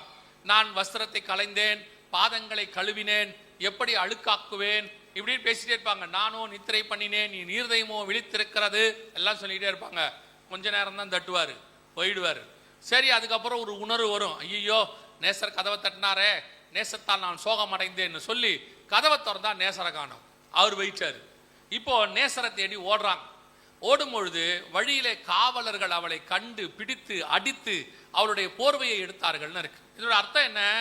3ஆம் அதிகாரம் 20ஆம் வசனம் வெளிப்படுத்தல கதவர் சபையை பார்த்து என்ன செய்யறாரு? தட்டுறார். இந்த தட்டுற சத்தத்துக்கு சபை செவி கொடுக்காமல் பேசிக்கிட்டே இருக்கு உட்காந்து. இப்ப சபையில உட்காந்து நீங்க பேசிக்கிட்டு இருக்கீங்களா, அந்த மாதிரி பேசிக்கிட்டே இருக்கு. இப்படி பேசிக்கிட்டு இருக்கும் போது ஒரு நாள் வரும், மணவாளன் போய் விடுவார். இந்த தட்டுற சவுத்துல இதான் தட்டுற சவுண்ட். மணவாளன் வருகிறார் என்கிற சத்தம் கேட்டது. இந்த சத்தம் கேட்க கேட்க கேட்க ஒரு கூட்டம் எழுந்திருச்சு கதவை திறந்து போயிடும், ஒரு கூட்டம் கதவை திறக்காது, உட்காந்து பேசிக்கிட்டே இருக்கும். அதெல்லாம் அவர் சும்மா சொல்றாரு, அதெல்லாம் ஒன்றும் நடக்காது, நீ எல்லாம் பயப்படாத, எனக்கு ஆண்டவர் சொப்பனம் கொடுத்துருக்காரு, கல்யாணமாய் 2 குழந்தையோட நான் இருக்கிற மாதிரி பார்த்தேன், அந்த தீர்க்கதரிசனம் நடக்கிற வரைக்கும் ஆண்டவர் வரவே மாட்டாரு, இது இப்படியே தான் இருக்கும். ஒருத்தர் என்கிட்ட சொன்னாரு, ஆண்டவர் எனக்கு சொல்லியிருக்காரு பிரதர், நான் சாகுற வரைக்கும் ஆண்டவர் வரமாட்டாரு. அவர் செத்துட்டாரு. இப்போ போய் நான் அவரை கேட்கவும் முடியாது. என்ன நீங்க சொன்னீங்களே அதுக்குள்ளே செத்துட்டீங்களேன்னு கேட்கவா முடியும்? சிலர்லாம் அப்படி வச்சிருக்காங்க. ஆண்டவர் எனக்கு சொல்லியிருக்காரு, அதாவது இயேசு வரும் நாளாகிலும் நாளிகையாகிலும் பிதா ஒருவரை தவிர மற்ற ஒருவனும் அறியான்னு இருக்கு. ஆனா ஒரு குரூப் இப்படி இருக்கு. ஆண்டவர் எனக்கு இப்போ சொல்லியிருக்காரு 2064 வருவாரு. இன்னொருத்தர் சொல்றாரு 2064 வருவாரு. எவ்வளவு கான்பிடண்டா சொல்றாரு நான் யோசிச்சு பார்த்தேன். 2064 வரும்போது அவர் உயிரோடு இருக்க மாட்டார். ஏன்னா இப்பவே அவருக்கு 70 வயசு ஆயிடுச்சு. இன்னும் 50 வருஷம் கணக்கு பண்ணுங்க, 120 கன்ஃபார்மா இருக்க மாட்டாரு. அதனால அடிச்சு விட வேண்டியது தானே. கேட்கவா போறோம், கல்றையில போய் நீங்க உட்காந்து கேட்கவா போறீங்க, ஒரு தட்டி எழுப்பி என்ன சார் 2064 சொன்னீங்களேன்னு. அதனால அந்த மாதிரி ஒரு குரூப் இருக்கு. இந்த குரூப் எல்லாம் மணவாளன் வருகிறான் சத்தத்துக்கு இது செவி கொடுக்காது. அதே வஸ்திரத்தை களைந்தேன், பாதங்களை கழுவினேன் பேசிக்கிட்டே இருக்கும். ஆனால் உங்களுக்கு எனக்கும் அப்படி அல்ல. இது கர்த்தர் கொடுக்கதான எச்சரிப்பின் சத்தம். இது எதுக்கான சத்தம்னா, 2 நாள் கன்வென்ஷன் வச்சாங்க, ஏதோ செய்தி கொடுத்தாங்க, பைபிள் ஸ்டடி எடுத்தாங்கன்றதுக்காக சபை இந்த நிமிஷம் இது வரைக்கும் நீங்க அப்படிதான் இருப்பீங்க. இன்னும் சொல்றேன், இன்னும் பரிசுத்தம் உள்ளவன் இன்னும் பரிசுத்தமாகட்டும், நீதி செய்கிறவன் இன்னும் நீதி செய்யட்டும். இன்னும் கிறிஸ்துவை சந்திப்பதற்கு எவ்வளவு தூரம் ரெடி ஆகணுமோ அவ்வளவு தூரம் ரெடி ஆகணும். இனிமேல் காலம் செல்லாது. இனி டைம் பாஸ் பண்றதுக்கான நேரம்லாம் இல்லை. இப்போ இனி இருக்கிற தீவட்டிய ரெடி பண்றதுக்கான நேரம் தான் இருக்கு. அந்த அந்த மூட்டை முடிச்ச கட்டிக்கிட்டு அவரோடு கூட, ஏன்னா ஒரு இமை பொழுது ஒரு நிமிஷம், அவ்வளவுதான் டைம் இருக்கு நமக்கு. அது உள்ள எப்படியாவது போய் சேர்ந்துடணும் பாருங்க. ஆனால் இப்பதான் சபை நிர்விசானத்தின் காலத்துல போயிட்டு இருக்குது. இப்பதான் சபை வருகைக்கு மிஸ் பண்ற காலத்துல போயிட்டு இருக்கு. நமக்கு ஃபர்ஸ்ட் செஞ்சுரியில் அப்போஸ்தலர்கள் பாத்தீங்கன்னா ரொம்ப எதிர்பார்ப்போட காத்திருந்தாங்க. அவன் சொல்றாரு 1 கொரிந்தியர் 15 51வது வசனத்துல இருந்து பவுல் சொல்றாரு, உங்களுக்கு தெரிஞ்ச வசனம் தான், இதோ நான் உங்களுக்கு ஒரு ரகசியத்தை சொல்லுகிறேன், நாம் நித்திரை அடைகிறது இல்லை. அப்படிதான் அவர் சொல்றாரு. நாம் எல்லோரும் என்ன பண்றது இல்ல, அப்பனா என்ன அர்த்தம்னா நமக்கு மரணம் வராது, நம்ம இந்த காலத்திலேயே வருகை வந்துடும் எக்ஸ்பெக்ட் பண்றாரு. அவர் சொல்றாரு 1 தெசலோனிக்கேயர் 4:16-17 சொல்றாரு, கிறிஸ்துவுக்குள் மரித்தவர்கள் முதலாவது எழுந்திருப்பார்கள், பின் உயிரோடு இருக்கிற நாமும். அவர் பயங்கர எக்ஸ்பெக்டேஷன், ஐயோ இப்போ வந்துருவார் இயேசு. அதனாலதான் முதல் நூற்றாண்டுல இருந்த பரிசுத்தவான்கள் ஒருத்தர் சந்திக்கும் போது, இப்ப நம்ம ஒருத்தர் பார்த்தோம் பிரைஸ் லார்ட்ங்கிறோம்ல, அவங்க பிரைஸ் லார்ட் சொல்ல மாட்டாங்களாம். ஒருத்தர் சந்திக்கும் போது மாரநாதாம்பாங்களாம். இயேசு வருகிறார், மாரநாதா இயேசு. அதை அவங்க அப்படியே சொல்லிட்டே இருந்தாங்களாம், எதிர்பார்ப்பு காத்திருந்தாங்க. ஆனா இப்ப வர்ற காலம், இப்ப சபை அப்படி இல்லை. சபை இன்னும் எப்படி இருக்கு, இன்னும் நாள் செல்லும். அந்த ஓமையில அவர் சொல்வார்ல, எஜமான் வர நாள் செல்லும் என்று அவர்கள் குடித்து புசித்து அவங்க என்ன செஞ்சாங்களா, ஜாலியா இருந்தாங்கன்னா, நினையாத நாளிலே எஜமான் வந்து விட்டார். அதுதான் நமக்கு இப்போ உங்களுக்கு கொடுக்கப்படுகிற இந்த நேரம். இத்தனை வருஷம் நீங்கள் எவ்வளவு கிறிஸ்துவுக்கு முன்பாக உண்மையா ஓடினீங்க, எவ்வளவு கர்த்தருக்கு வைராக்கியமா இருந்தீங்க, எவ்வளவு தியாகம் பண்ணீங்க, எவ்வளவு உங்களை ஒடுக்கிக்கிட்டீங்கன்னு ஆண்டவருக்கு தெரியும். அப்படிப்பட்ட உங்களை கண்டிப்பாய் கொண்டு போக வேண்டும் என்று கர்த்தர் விரும்புகிறார்.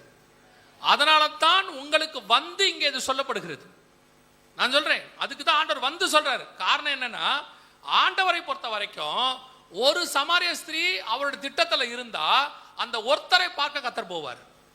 ஆண்டவருடைய திட்டத்துல ஒரு ஆள் அக்கறையில இருந்தானா அவனை விடுதலையாக்க கர்த்தர் போவார். அது எவ்வளவு பெரிய கிரௌடுங்கிறது கர்த்தர் முக்கியம் அல்ல, தன்னுடைய திட்டத்துக்குள் இருக்கிறவர்கள் எங்கே இருக்கிறார்களோ அங்கே தேவன் தம்முடைய செய்தியை அனுப்புவார். அப்போ உங்களுக்கு வந்து இந்த காரியங்கள் எல்லாம் சொல்லப்படுகிறதுனா என்ன அர்த்தம், நீங்கள் தேவனுடைய திட்டத்துக்கு உட்பட்டவர்களாக இருக்கிறபடினால், கர்த்தர் உங்களை வேறு பிரித்து இருக்கிறபடினால், கர்த்தர் உங்களுக்கு சத்தியத்தை தெரிவிக்கிறபடினால், உங்களை கொண்டு போக வேண்டும் என்று விரும்புகிறபடியால் கர்த்தர் உங்களுக்கு சொல்லிட்டு இருக்கிறார். அப்ப இந்த சத்தத்துக்கு நீங்கள் என்ன செய்யணும், செவி சாய்க்கணும்.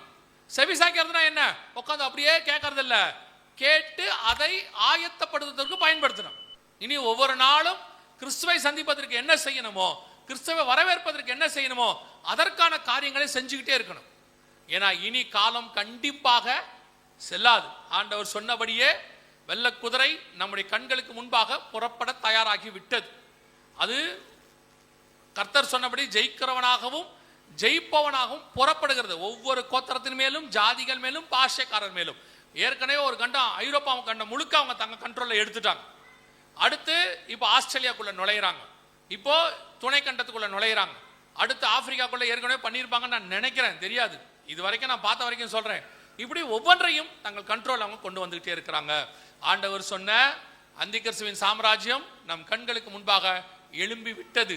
மிருகம் சமுத்திரத்திலிருந்து எழும்பிருச்சு, அது இனி கட்டி கொள்ளும், ராஜ்யத்தை கட்டி கொள்ளும். அந்த வேலையை தான் அது செய்ய போகிறது.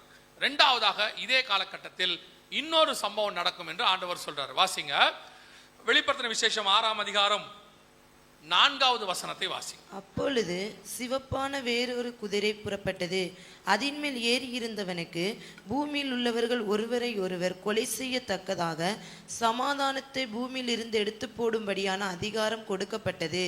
ஒரு பெரிய பட்டயம் அவனுக்கு கொடுக்கப்பட்டது. இரண்டாவதாக இந்த காலகட்டத்தில் இந்த வெள்ளை குதிரை புறப்பட்டது 2012, நல்ல ஞாபகம் வச்சுக்கோங்க.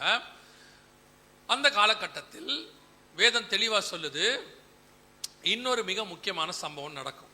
என்ன நடக்கும் அப்படின்னு கேட்டீங்கன்னா, சிவப்பு குதிரையின் காலம் நடக்கும் அப்படின்னு சொல்லி பார்க்கிறோம்.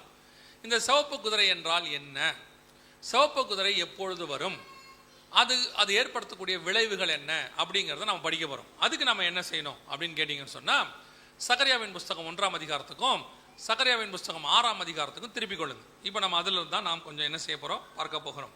முதலாவதாக இந்த சிவப்பு குதிரை எப்பொழுது வரும் அப்படின்னு உங்களுக்கு தெரியணும். வாசிங்க, சகரியாவின் புஸ்தகம் 1ஆம் அதிகாரம் 8வது வசனத்தை வாசிங்க. இதோ இன்று ராத்திரி சிவப்பு குதிரையின் மேல் ஏறி இருந்த ஒரு புருஷனை கண்டேன். அவர் பள்ளத்தாக்கில் இருக்கிற மிருது செடிகளுக்குள்ளே நின்றார். அவருக்கு பின்னாலே சிவப்பும் மங்கின நிறமும் வெண்மையுமான குதிரைகள் இருந்தன. முதலாவதாக சிவப்பு குதிரையினுடைய காலத்தை பார்க்கிறோம். இந்த சிவப்பு குதிரை எப்போ வரும், இந்த சிவப்பு குதிரை என்றால் என்ன, இதை மாத்திரம் நான் ஃபஸ்ட்டு உங்களுக்கு சொல்லிடுறேன். சிவப்பு குதிரை என்றால் என்ன, இது எப்போ வரும், இது வரக்கூடிய காலகட்டத்தை முதல்ல உங்களுக்கு சொல்கிறேன். வாசிங்க, அதே 1ஆம் அதிகாரம் சகரியாவின் புஸ்தகம் 1ஆம் அதிகாரம் 12வது வசனத்தை வாசிங்க. அப்பொழுது கர்த்தருடைய தூதன் மறுமொழியாக, சேனைகளின் கர்த்தாவே, இந்த 70 வருஷமாய் நீர் கோபம் கொண்டிருக்கிற எருசலேமின் மேலும் யூதா பட்டணங்களின் மேலும் எந்த மட்டும் இறங்காதிருப்பீர் என்று சொல்ல. நல்லா கவனிங்க, இந்த சம்பவம் எப்ப நடக்குதுன்னா சரியா 70 வருஷம் கழிச்சு நடக்குது. எந்த 70 வருஷம் அப்படின்னு கேட்டிங்கன்னா, நான் ஏற்கனவே உங்களுக்கு சொன்னேன் இல்லையா, ஒரு சம்பவம் 2 காரியமா நடக்கும். ஒரே விஷயம் சொல்லியிருப்பாரு, அது 2 ஹிஸ்டரியில சரித்திரத்துல 2 தடவை நடக்கும் அப்படின்னு சொல்லி பார்த்தோம் இல்லையா. சின்ன கொம்பு 2 தடவை வரும் அப்படின்னு பார்த்தோம். இப்போ இங்க 70 வருஷத்தை நம்ம பார்க்கிறோம். இப்போ இந்த இடத்துல ஒரு 70 வருஷமாக அப்படின்னு சொல்லப்படுது. தரியு அரசாண்ட 2ஆம் வருஷத்திலிருந்து இந்த 70 வருஷமாய் அப்படின்னு அந்த வசனம் சொல்லுது. தரியு அரசாண்ட 2ஆம் வருஷத்துல இந்த தீர்க்க தரிசனம், அப்பதான் இந்த 70 வருஷம் முடியுது. இது முதல்ல உண்மையான 70 வருஷம் என்ன அப்படின்னு கேட்டீங்கன்னா, எருசலேமுக்கு அவங்க சிறைப்பட்டு போகிறாங்க. நீங்க 1ஆம் அதிகாரம் மத்தியில கூட வாசிக்கலாம், எக்கோனியாவும் அவன் சகோதரர்களும் சிறைப்பட்டு போன பின்பு அப்படின்னு இருக்கும். இது எப்ப நடந்துச்சுன்னா சிதேக்கியா ராஜாவின் காலத்துல நடந்துச்சு. கண்கள் குருடாக்கப்பட்டு கையில விலங்கு போட்டு அவர் கூட்டிட்டு போனாங்க. நேபுகாத்நேச்சர் தேவாலயத்தை தீக்கரையாக்கி போனாரு. அதுல இருந்து சரியா 70 வருஷம். இதைத்தான் தானியேல் வாசிக்கிறார் இல்லையா. 10வது அதிகாரத்துல நாங்க இந்த 70 வருஷத்தை குறித்துலாம் தெரிஞ்சுக்க ஆவலா இருந்து அந்த 70 வருஷம் அப்படின்லாம் வாசிக்கிறார். ஸோ இந்த 70 வருஷமாய் அப்படிங்கிறது அவங்க சிறைப்பட்டு போன 70 வருஷத்தை குறிக்கும். அதே நேரத்துல இன்னொரு 70 வருஷம் இருக்கு. அது என்ன 70 வருஷம் அப்படின்னு கேட்டீங்கன்னா, இஸ்ரவேல் ஜனங்கள் 1948 வந்தாங்கன்னு பார்த்தோம் இல்லையா. சரியா அதுல இருந்து 70 வருஷம். அந்த 70 வருஷத்துல தான், அதாவது 2018 நம்ம கணக்குக்கு, அந்த 70 வருஷத்துல தான் அவர்களுக்கு எருசலேம் பட்டணம் திருப்பி தலைநகராக மாறியது. 1948 வந்தாங்க. 2018 எருசலேமை தலைநகராக ட்ரம்ப் அனௌன்ஸ் பண்ணார். இப்போ இந்த சரியா 70 வருஷம் அந்த இடத்துல வசனம் சொல்லுது, எருசலேமின் மேலும் யூதா பட்டணத்தின் மேலும் இந்த 70 வருஷமாய் அப்படின்னு இருக்கு. அப்படின்னா நம்ம கணக்குக்கு இந்த 2018 இந்த கேள்வி கேட்கப்படுகிறது. சேனைகளின் கர்த்தாவே, எங்க மேல இவ்வளவு கோபமா இருக்கீங்களே, இந்த எருசலேம் மேல யூதா மேல இருக்கிறீங்கன்னு கேட்ட உடனே உங்க புரிதலுக்கு சொல்றேன், 2018 இந்த கேள்வி கேட்கப்படுது. இப்ப கர்த்தர் என்ன சொல்றாரு அதுக்கு பதில் மறுமொழியாக? 15வது வசனம் வாசிங்க. நான் கொஞ்ச கோபம் கொண்டிருந்த போது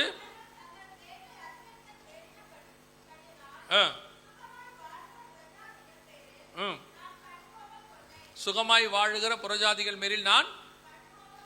இப்போ இந்த 70 வருஷம் முடிஞ்ச உடனே கர்த்தருக்கு யார் மேல கோபம் வருது? புறஜாதிகள் மேல, உலகத்தின் மேல இந்த கோபம் வருது. இப்போ அப்படி கோபம் வந்த உடனே சிவப்பு குதிரை என்ன பண்ணுது அப்படின்னா, வாசிங்க சகரியாவின் புஸ்தகம் 6ஆம் அதிகாரம் 7வது வசனம் வாசிங்க. சிவப்பு குதிரைகளோ வென்றால் புறப்பட்டு போய் பூமியிலே சுற்றி திரியும்படி கேட்டுக்கொண்டன. அதற்கு அவர், போய் பூமியில் சுற்றி திரியுங்கள் என்றார். அப்படியே பூமியிலே சுற்றி திரிந்தன. இந்த 70 வருஷம் கழிச்சு கர்த்தருக்கு புறஜாதி உலகத்தின் மேல ஒரு கோபம் வருது. உடனே அவர் என்ன சொல்றாரு? சிவப்பு குதிரையை போய் சுத்தி திரிய சொல்றாரு. சிவப்பு குதிரை சுத்தி திரியுது, பூமியில சுற்றி திரிகிறது, புறஜாதியார் மத்தியில சுற்றி திரிகிறது என்ற அர்த்தம். இப்போ இந்த சிவப்பு குதிரைனா என்ன? வாசிங்க 6ஆம் அதிகாரம் 4ஆம் வசனம், வெளிப்படுத்தின விசேஷம்.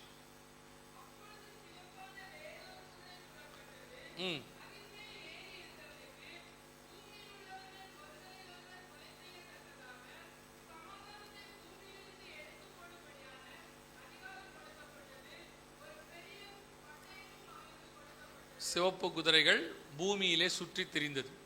இப்ப இங்க வசனம் சொல்லுது, பூமியில் உள்ளவர்கள் ஒருவரை ஒருவர் கொலை செய்யத்தக்கதாக பூமியிலிருந்து சமாதானத்தை எடுத்து போடும்படி இந்த வேலையை தான் அது அங்க செய்து. சகரியா 6:7 பூமியிலே சுற்றி திரியும்படி கேட்டுக்கொண்டன. போய் சுற்றி திரியுங்க. சுற்றி திரியும் போது என்ன செய்யுமா? ஒருவரை ஒருவர் கொலை செய்யத்தக்கதாக அப்படின்னு இருக்கு. அதற்கு அந்த ஒருவரை ஒருவர் கொலை செய்யறதுக்கு அதுக்கு என்ன செய்யப்பட்டதான்? அதுக்கு ஒரு ஆயுதம் கொடுக்கப்படுது. அவனுக்கு ஒரு பெரிய பட்டயமும் கொடுக்கப்பட்டது அப்படின்னு இருக்கு. அப்போ ஒருவரை ஒருவர் கொலை செய்யத்தக்கதாக ஒரு பட்டயத்தை கொடுக்குறாங்க அப்படின்னா, அந்த பட்டயம் என்றால் என்ன? அங்க வில்லுனா என்ன பார்த்தோம்? உடன்படிக்கைன்னு பார்த்தோம். இங்க இவனுக்கு என்ன கொடுக்கப்படுது? ஒரு தூதன் கையிலே பட்டயம் கொடுக்கப்பட்டால் என்ன வரும்? வாசிங்க 1 நாளாகமத்தின் புஸ்தகம் 21ஆம் அதிகாரம் 12வது வசனம் வாசிங்க. 1 நாளாகமம் 21:12 வாசிங்க. 3 வருஷத்து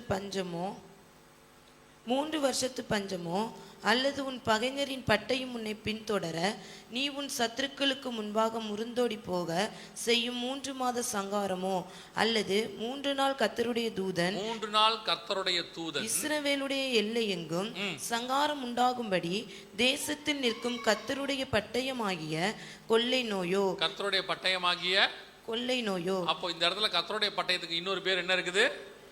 ஆனா கர்த்தருடைய பட்டயத்துக்கு இன்னொரு பேரும் இருக்கு. ஆவியின் பட்டயம் என்னது? கர்த்தருடைய வசனம் அப்படின்னு இருக்கு. ஆனா இந்த இடத்துல பாத்தீங்கன்னா அந்த பட்டயத்தை ஆண்டவர் வச்சில்ல, அந்த பட்டயத்தை தூதன் வச்சிருக்கிறான். வாசிங்க அதே 21ஆம் அதிகாரம் 16வது வசனம் வாசிங்க. 16. ம் ம்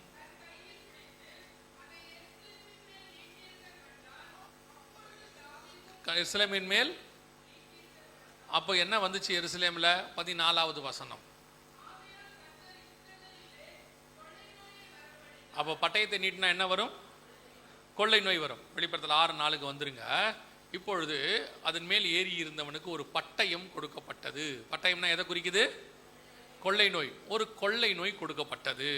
அந்த கொள்ளை நோய் சிவப்பு குதிரை பூமியிலே சுற்றி திரியும்படி கேட்டுக்கொண்டன. அது என்ன செஞ்சிச்சான்? பூமி முழுக்க சுற்றி திரிந்தது. 2வது மரணம் எப்படி வந்துச்சு? மரணம் எப்படி வந்துச்சு? ஒருவரை ஒருவர் கொலை செய்யத்தக்கதாக பூமி முழுக்க வரும். ஒருவரை ஒருவர் கொலை செய்யத்தக்கதாய் வரும். அதற்கு ஒரு பட்டயம். அதுக்கு காரணம் ஒரு கொள்ளை நோயாக இருக்கும். இது எப்ப நடக்கும்?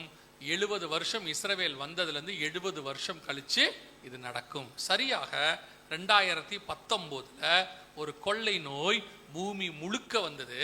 பர்டிகுலரா அதுல கர்த்தர் கொடுக்கிற வார்த்தை தான் சூப்பரா இருக்கும். ஒருவரை ஒருவர் கொலை செய்யத்தக்கதாக. நீங்க அநேகமா இந்த வார்த்தையை மறந்திருக்க மாட்டீங்கன்னு நினைக்கிறேன். தனித்திரு, விழித்திரு, விலகிரு. ஞாபகம் இருக்கா? குவாரண்டைன் அப்படிங்கிற ஒரு வார்த்தை ஞாபகம் இருக்குதா? இந்த வார்த்தையை ஏன் சொன்னாங்க? தனித்திரு விலகிருன்னு ஏன் சொன்னாங்க? ஞாபகம் இருக்கா? எதனாலன்னா கொரோனா எப்படி பரவுச்சு? ஒருத்தர்ல இருந்து இன்னொருத்தருக்கு பரவுச்சு. அப்படி பரவுவதனால என்ன வந்துச்சு? மரணம் வந்துச்சு. ஒருத்தர்ல இருந்து இன்னொருத்தருக்கு போகும்போது மரணம் வருது. அதனால உலக அரசாங்கம் என்ன சொல்லுச்சுன்னா, இதுல இருந்து தப்பிக்கிறதுக்கு நீங்க என்ன பண்ணணும்? தனித்திரு அப்படின்னாங்க. எல்லாரும் கொஞ்சம் விலகி இருங்க.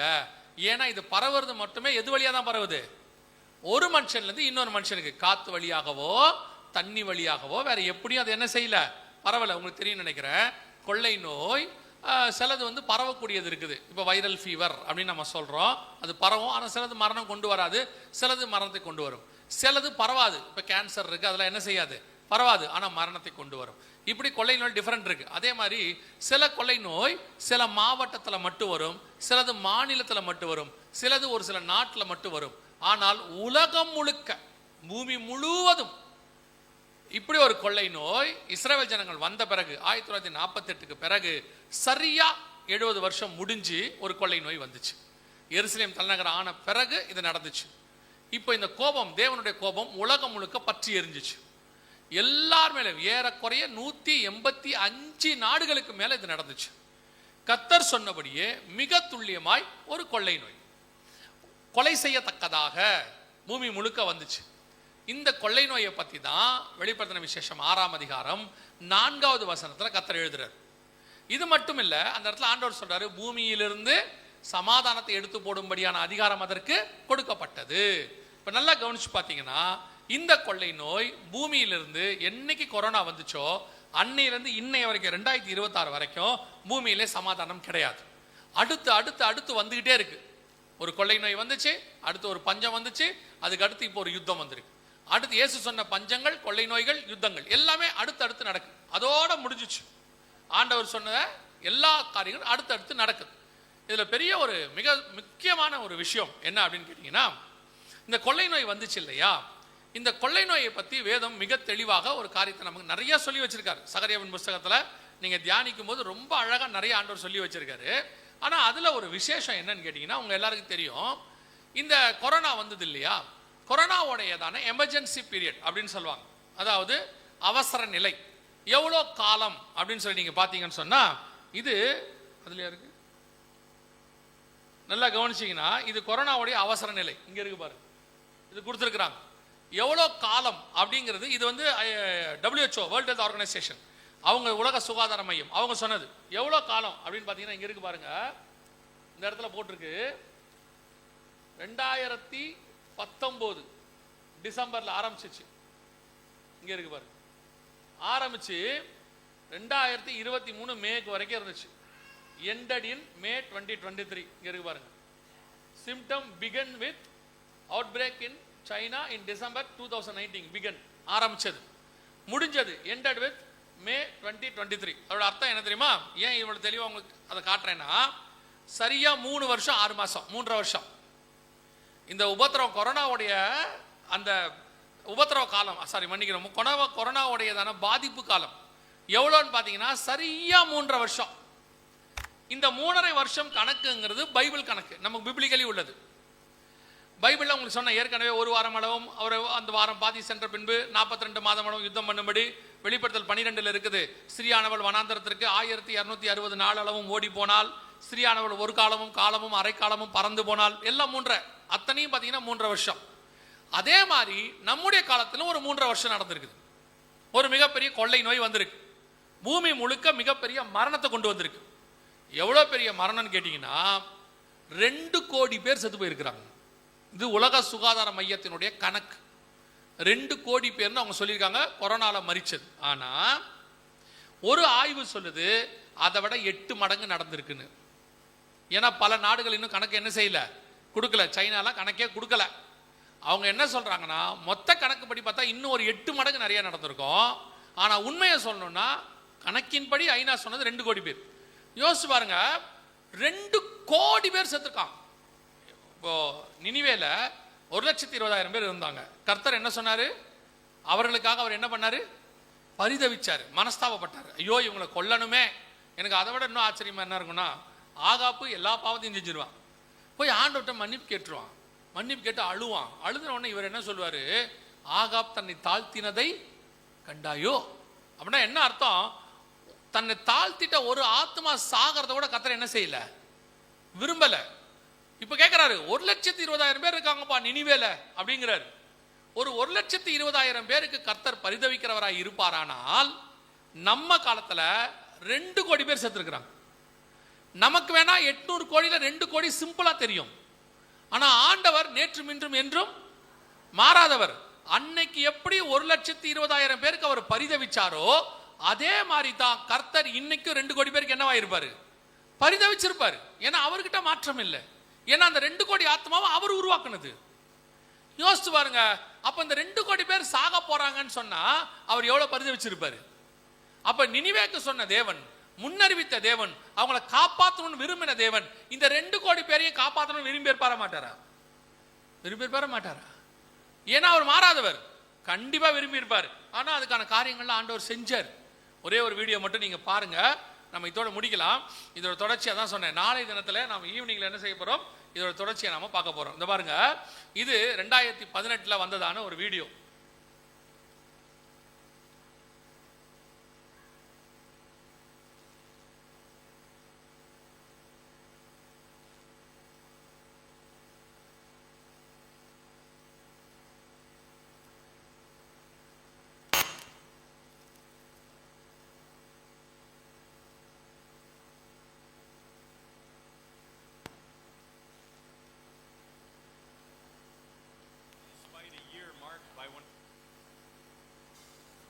வரலாற்றில் இதுவரை கண்டிராத மிகப்பெரிய அளவில் உயிரிழப்பை ஏற்படுத்தக்கூடிய நோய் ஒன்று பரவ உள்ளதாக உலக சுகாதார நிறுவனம் எச்சரிக்கை விடுத்துள்ளது.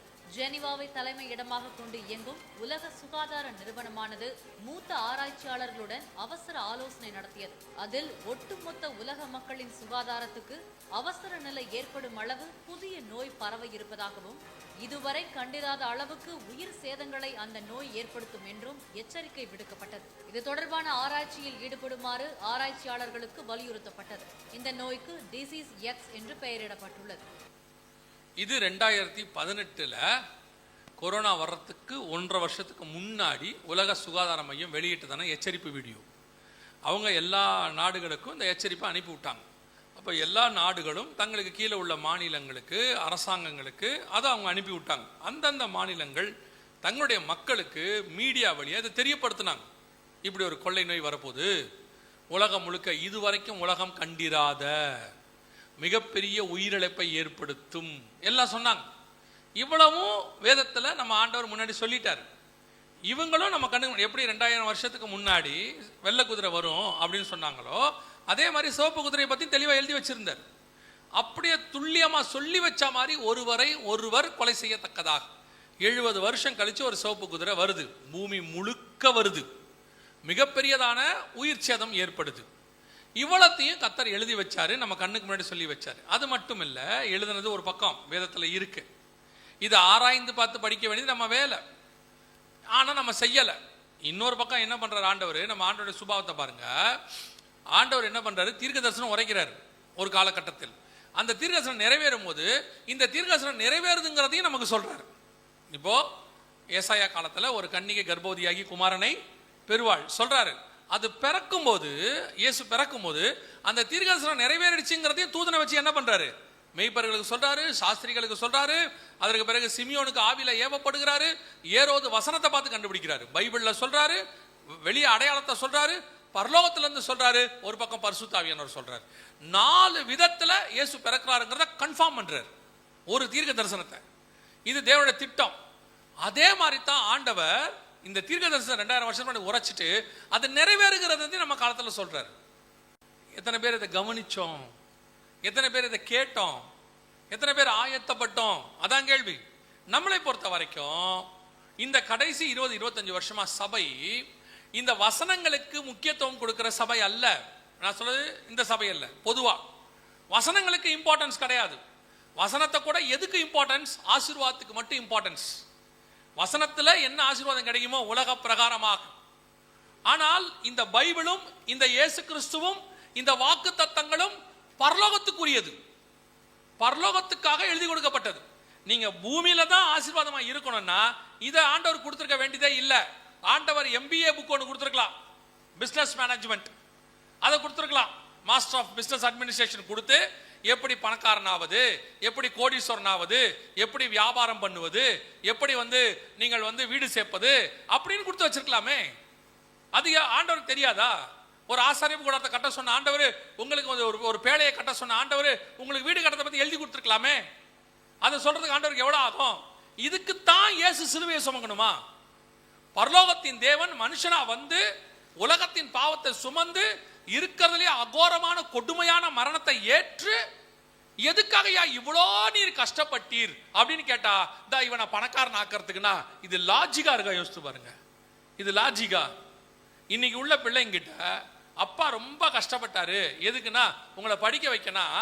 பிள்ளைங்க நினைக்குது, எதுக்கு அப்பா இவ்வளோ கஷ்டப்படணும் அப்படின்னு யோசிக்குது. சரி பரவாயில்ல, அது கூட ஏற்றுக்கொள்ளலாம். இப்படி யோசிச்சு பாருங்க, இந்த உலகத்துல என்ன பணக்காரனாக்கிறதுக்கு பரலோகத்தின் தேவன் தன்னுடைய எல்லாத்தையும் இழந்து சிலுவையில அகோரமா தொங்கணும், விரும்பத்தக்க ரூபம் அவருக்கு இல்லாது இருந்தது. இவ்வளவு கஷ்டப்படணுமா உன்னைய நீ பணக்காரனாக்கிறதுக்கு? அதுக்கு நல்ல இப்ப இருக்க பாருங்க, ஒரு கஷ்டமும் இல்லாம ஒரு நல்ல கோர்ஸ் எடுத்து கொடுத்து பணக்காரனாவது எப்படின்னு கோர்ஸ் சொல்லி கொடுக்குறான். ஒரு 5 வருஷம் 3 வருஷம் BBA 2 வருஷம் MBA முடிச்சா நீங்க பிசினஸ் அட்மினிஸ்ட்ரேஷன்ல என்ன பண்ணணும்னு சொல்லி கொடுத்துறான். இதுக்கு ஏன் இயேசு இவ்வளவு சிலுவையில தொங்கணும்? ஏன் இவ்வளவு கஷ்டப்படணும்? இந்த உலகத்துல உன்னை கோடீஸ்வரன் ஆக்கிறதுக்கு ஒருத்தர் இவ்வளவு கஷ்டப்பட்டாருன்னா இதை போல அபத்தமான உபதேசம் உலகத்தில் ஒண்ணு இருக்கவே முடியாது. நீ கார் வாங்கறதுக்கும் நீ பணக்காரன் ஆகிறதுக்காக தான் இயேசு சிலுவையில் தொங்கினார்னா அதை விட அபத்தமான உபதேசம் கொடுமையான காரியம் ஒண்ணும் கிடையாது. அதான் வசனம் சொல்லுது, இம்மைக்காக மாத்திரம் நாம் அவரை தேடுகிறவர்களா இருந்தால் நாம் அவர் எப்படிப்பட்டவங்களா? பரிதபிக்கப்பட்டவர்கள். இயேசு கிறிஸ்து அப்படி வந்ததுனால மட்டும்தான் நீங்கள் நானும் பரலோகத்துக்குரியவர்களாய் மாறினோம்.